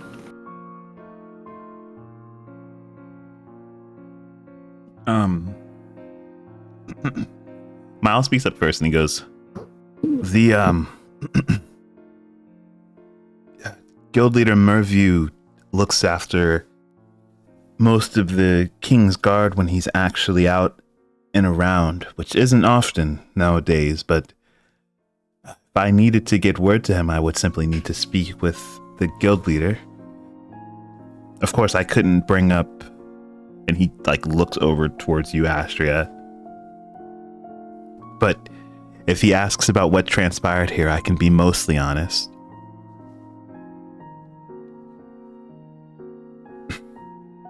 The Knight Captain is... Oh, go ahead.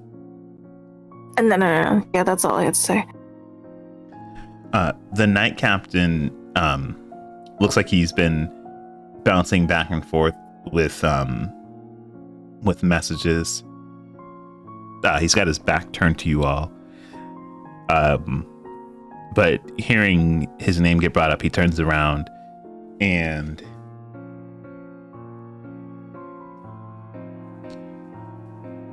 he goes, well, I'll need to get the ball moving in several places. Getting this up to the top of the order is one thing.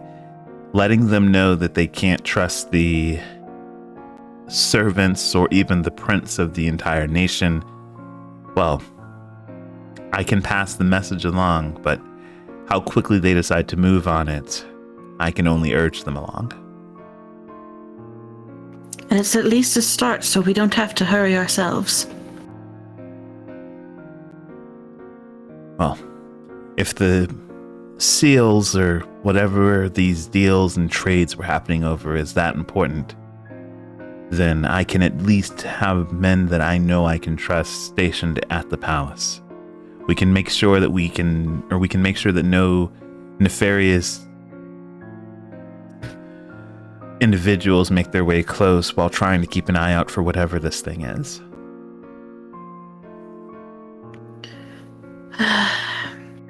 Looking at the rest of the party, given what transpired here, do you think we should disclose everything we know to these people?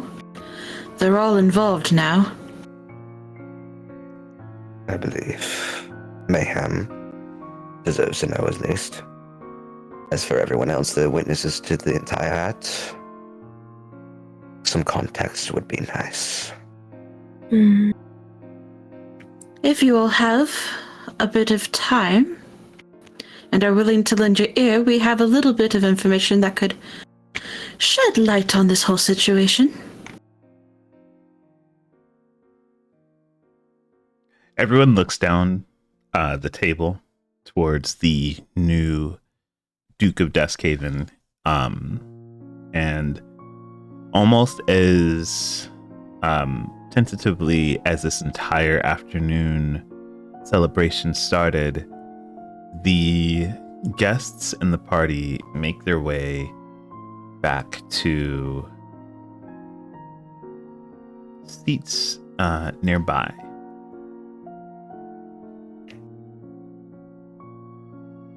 I will say, just for reference, this entire conversation so far, Obsidian has been basically huddled up on the floor as close to the fetal position as he can get. Astria is petting Obsidian. Zaylee recognizes that everybody's in a hard place and has decided to take up the mantle of filling everybody in and doing the talking for them. Just give them the download instead of like doing a whole speech. Yeah, I feel like Queen. Yeah, I feel like just being as honest as possible is the best thing in this situation, given that they just witnessed. There's no secrets to be like had Yeah, here. Everything is on the table. They just need the context for what is been Yeah, put down. they witnessed the whole bargaining and deal making and words that probably made no sense to them before, so. Okay. Yeah, Daly would just lay it all out for them. Okay. So with these things laid out, Knight Captain Raphael, he lets you all know that he understands the need to make sure that this information doesn't fall into the wrong hands, but he at the very least needs to pass this to the top of the chain with the order to make sure that the process can start with weeding these people out of the order. I think Mika would advise against that. Mika would go, we don't know how deep this cancer grows within our order. It could just be the lower ranks wishing for power that's beyond them. But who's to say it wasn't put there by the superiors? It'd be wise to vet them before you tell them anything. I think, Especially if the end is as closely related to the order as we think, yes? I think you should only tell the other captains. No one above, no one below. Uriel's a tight ass, but I doubt he'd do something as crass as this.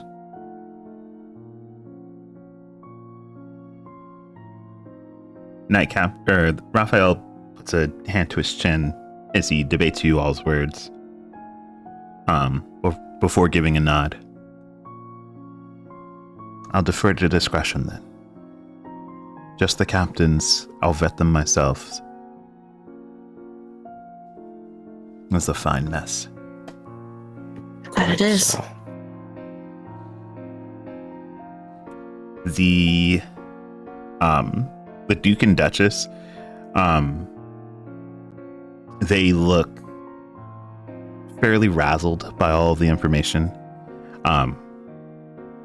Duke Sterling is moments. He looks like he bounces back and forth between being able to think through all of this and then thinking about the implications of how deep this goes and how much you, his family, your mother are all wrapped up in this, and it angers him. He's able to put that away, though, the softer expressions returning to him as he looks over towards Mika, and he says, well, I know that you must feel an immense amount of responsibility with the way that you've had to carry out things just to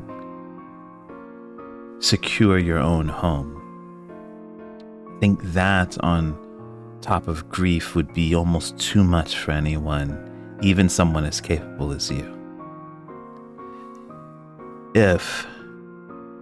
And feel free to turn down the help, though I urge you to accept it.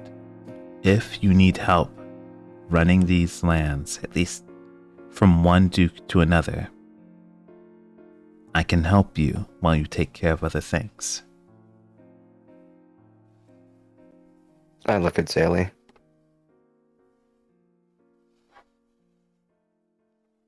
Zaylee glances between Mika and her father and kind of narrows her gaze because she knows he's been sick. Do you think you could handle that? It's not me questioning your ability to, it's me questioning your health. I'm fine.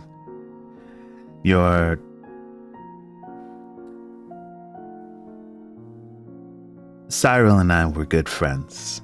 He helped me through a lot when things were going on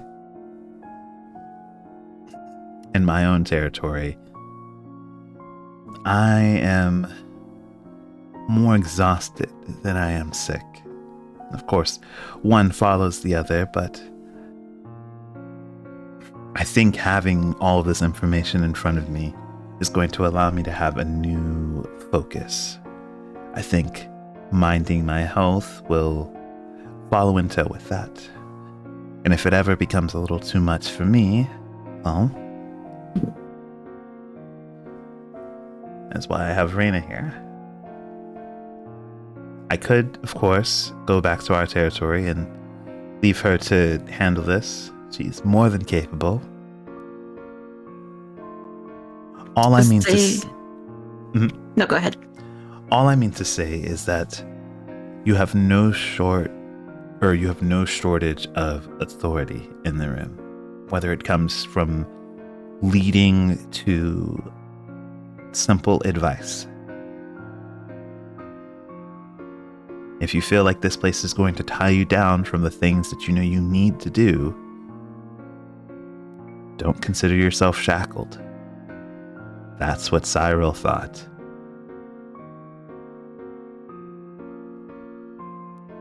And I don't think that if he had the choice, he'd shackle you here himself.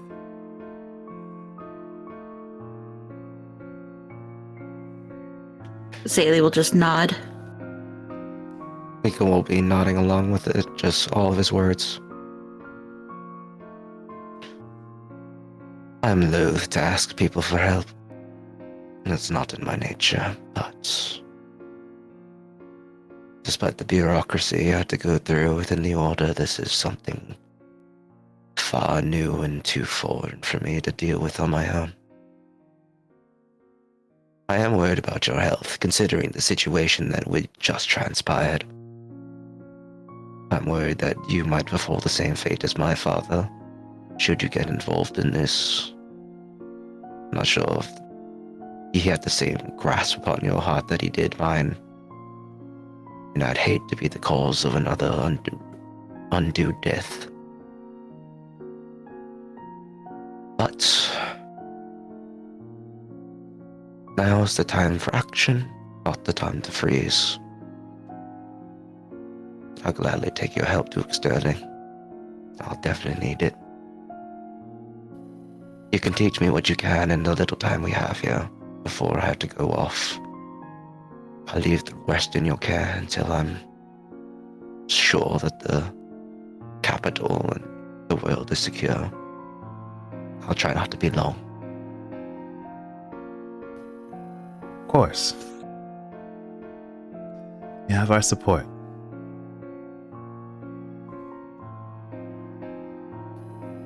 Speaking of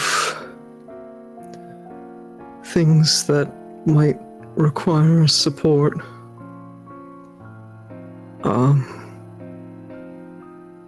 Count Mayhem, we'd spoken earlier about how you're familiar with my people, yes?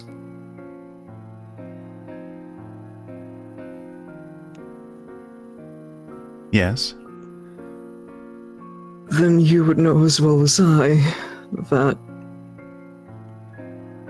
it is not a part of our customs to turn away anybody, regardless of who they might be, if they are claiming to be on a pilgrimage. I, rightfully so, I think, am worrying about the safety of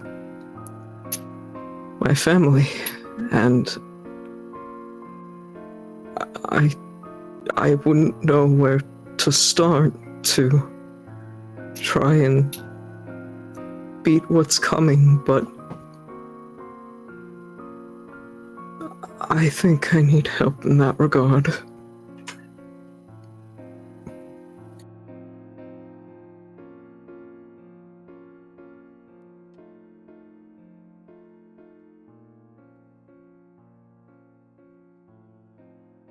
They, the two look between each other, before he speaks again, and he goes, well, thankfully enough, as a duke, I have my own forces that are able to work outside of the order or outside of national interests. If you think that you would need help and a personal stake in keeping your family and people safe, simply tell me where my men need to be, and it'll be done.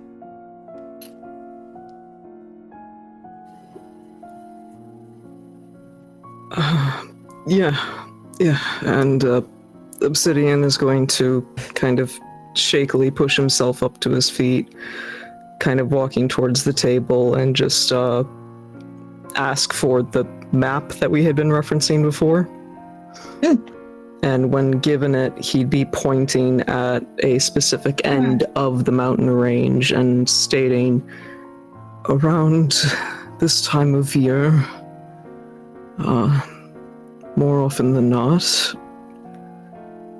if things are going as they normally would, my people would be found around this part of the mountain range, traveling westward.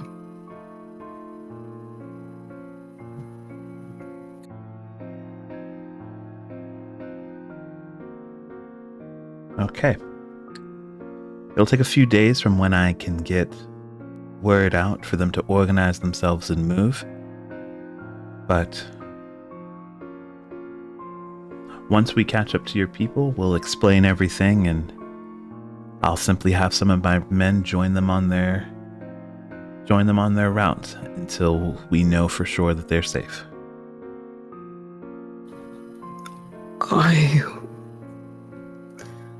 I could not offer you more than enough thanks for that.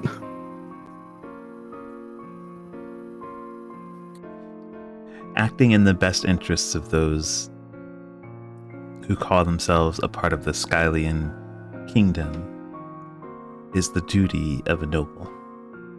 I need no more than a thanks.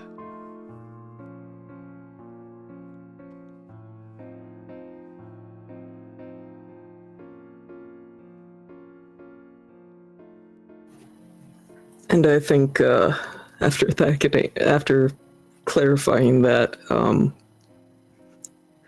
trying to stop himself from getting emotional, Obsidian would kind of scurry back to his corner.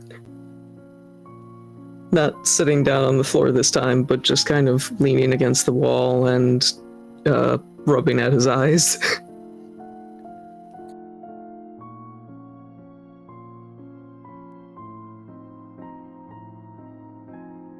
I think at this time, I'd just like to address a couple of things before we all go to our quarters and rest after this long, crazy day. Emerald, first off, it's one thing to freeze in the face of danger, but it's another to act through that freeze, to act through all things that scream in your head to just run, hide, stay still. That primal fear that you have within you can also be used to help the one that you love, and also to save this kingdom. You have more sway than you think.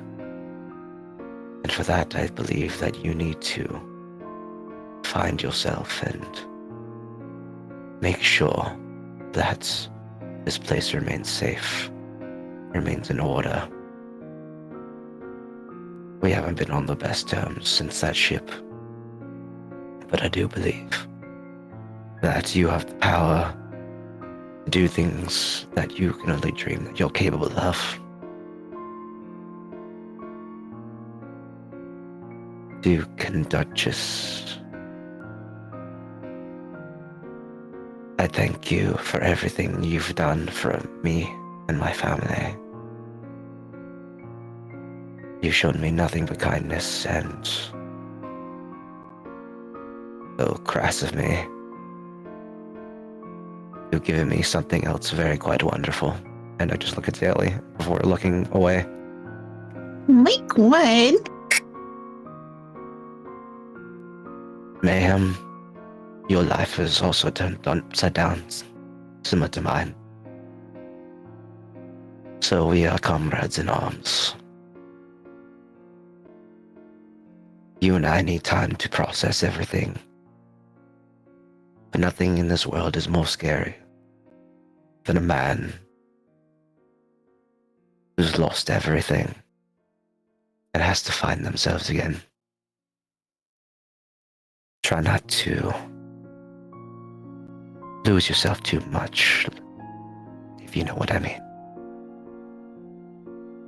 Sergey, we met just today, but I believe you and I will have a very fruitful partnership in the future. As to my friends, Obsidian, you put a lot on me, but I'm just a person.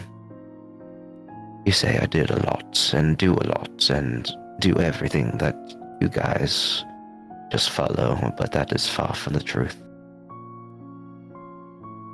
We work well as a unit, we work well as friends, we work well as a team.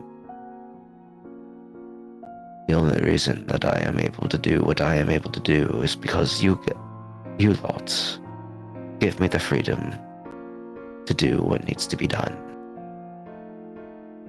You often put yourself in a corner.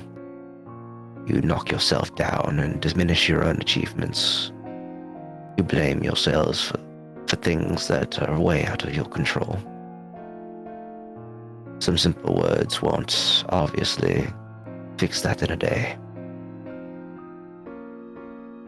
But the fact is, like Emerald, you try. You push through your fears. You push through that urge to run and hide and freeze. And you act. You act out of the kindness of your heart, which is something that many people lack. Astria, you are was sent to hunt you down. And for that, I apologize. You've been nothing but helpful. You have been a rock. A drunken rock, but a rock nonetheless. You stay steadfast. You punch first, ask questions later, and sometimes we need that. You've been through so much in your life. And I believe that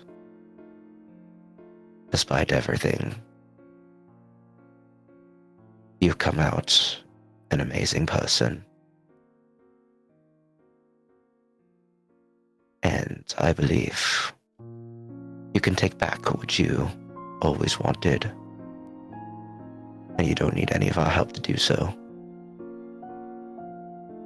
And for you, Zele, we started off, again, rough waters. Secrets, many, many secrets.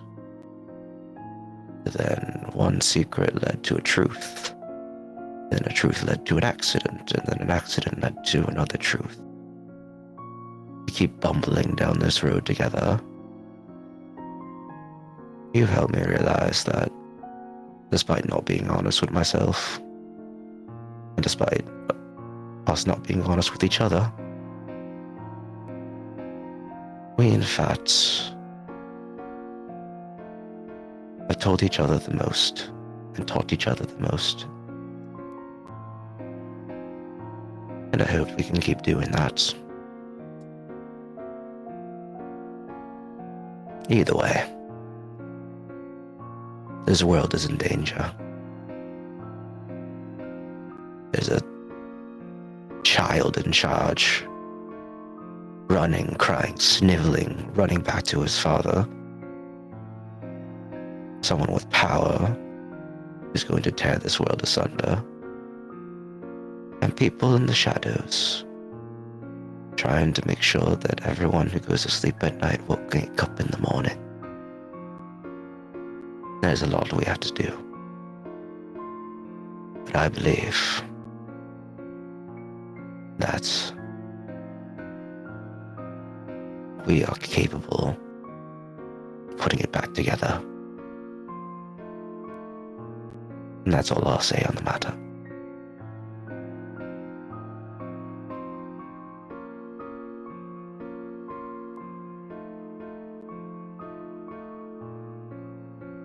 A round of applause. I would clap, but I have to use my hand to push the talk. Hold on. Astria's dressing.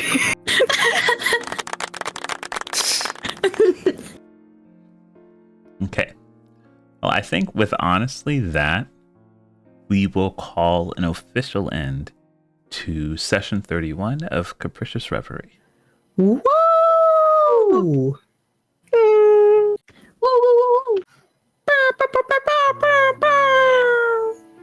Trauma. Trauma. Trauma. Okay. So we're back. This is our first session since the end of December. Yep. But I think it was fantastic. We had a new layout. We got through this party that we've been trying to do since 2022. Things changed, revelations. You all gained a ton of new allies. You realized that you are on the radar for your enemies. They have solely taken you into account as people who are now going to get in their ways. Not just a stumbling block or people chasing them in the dark, but someone solely in opposition of them. And I think that is going to be a new jumping point from us. We are going to try and get this back onto a schedule of doing it once every 2 weeks. We've got another game that will be filling in that block in between. So hopefully, we'll be playing D&D every week. For some of us, we'll see. I've also got off games that we play offline to kind of keep these guys playing, but I promise we're not rusty. Everyone role played their hearts out, and this was super fun. Yeah, we're gonna be back in 2 weeks. We're gonna hopefully find a more consistent day in which we can keep doing this. But I think for now, we'll go ahead and look for someone to raid. Don't forget to mention, though, if you're looking forward to the new game that's coming out, it's gonna be happening on Tuesday the 9th. Tuesday! Yeah. Absolutely. So that's going to be our new stream game. It is called Phantasmal Madness. We're going to be debuting its first session on the 9th. I think we settled on 9 p.m. We'll get that in writing. We'll put that somewhere on Twitter. Anyone who wants to see it or be aware of it, we'll see it there. We've got more streams in the future. Obviously, more collabs. These are my great friends. So if you see me, you're more than likely gonna see them. But yeah, we've got more D&D in the future. But let's see who is live. I found a fancy looking wizard man. Wizard. It's a wizard.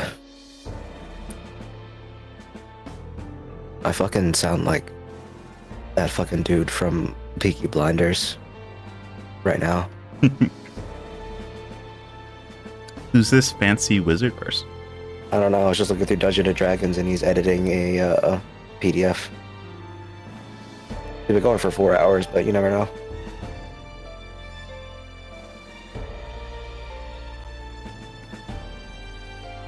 Making edits to an ancient archive? He's editing my book. What the hell? Let's go get him! All right. Oh, you know what? I say why not? They've been going for 4 hours. We'll drop by, say hello, maybe see what they're working on. What do we want to use for our raid message? I just got your standard one in chat. Okay. So that is our raid message. We went on for a while, so if you have channel points, you can use those to get the email, or if not, use whatever emotes you want. But we're gonna go and say hello to, looks like Ryufu Silverlight. They're in the midst of making some edits to, looks like a Dungeons and Dragons PDF that they have on hand. But we'll drop by and say hello. Woohoo. Let's do that. Oop. Alrighty. With that, though, we're going to see you guys Tuesday, if not sooner. But I do hope you all have a good rest of your night. Take care of each other. Take care of yourselves. And we will see you all again next time. Bye-bye! Bye-bye. Bye-bye. Cheers.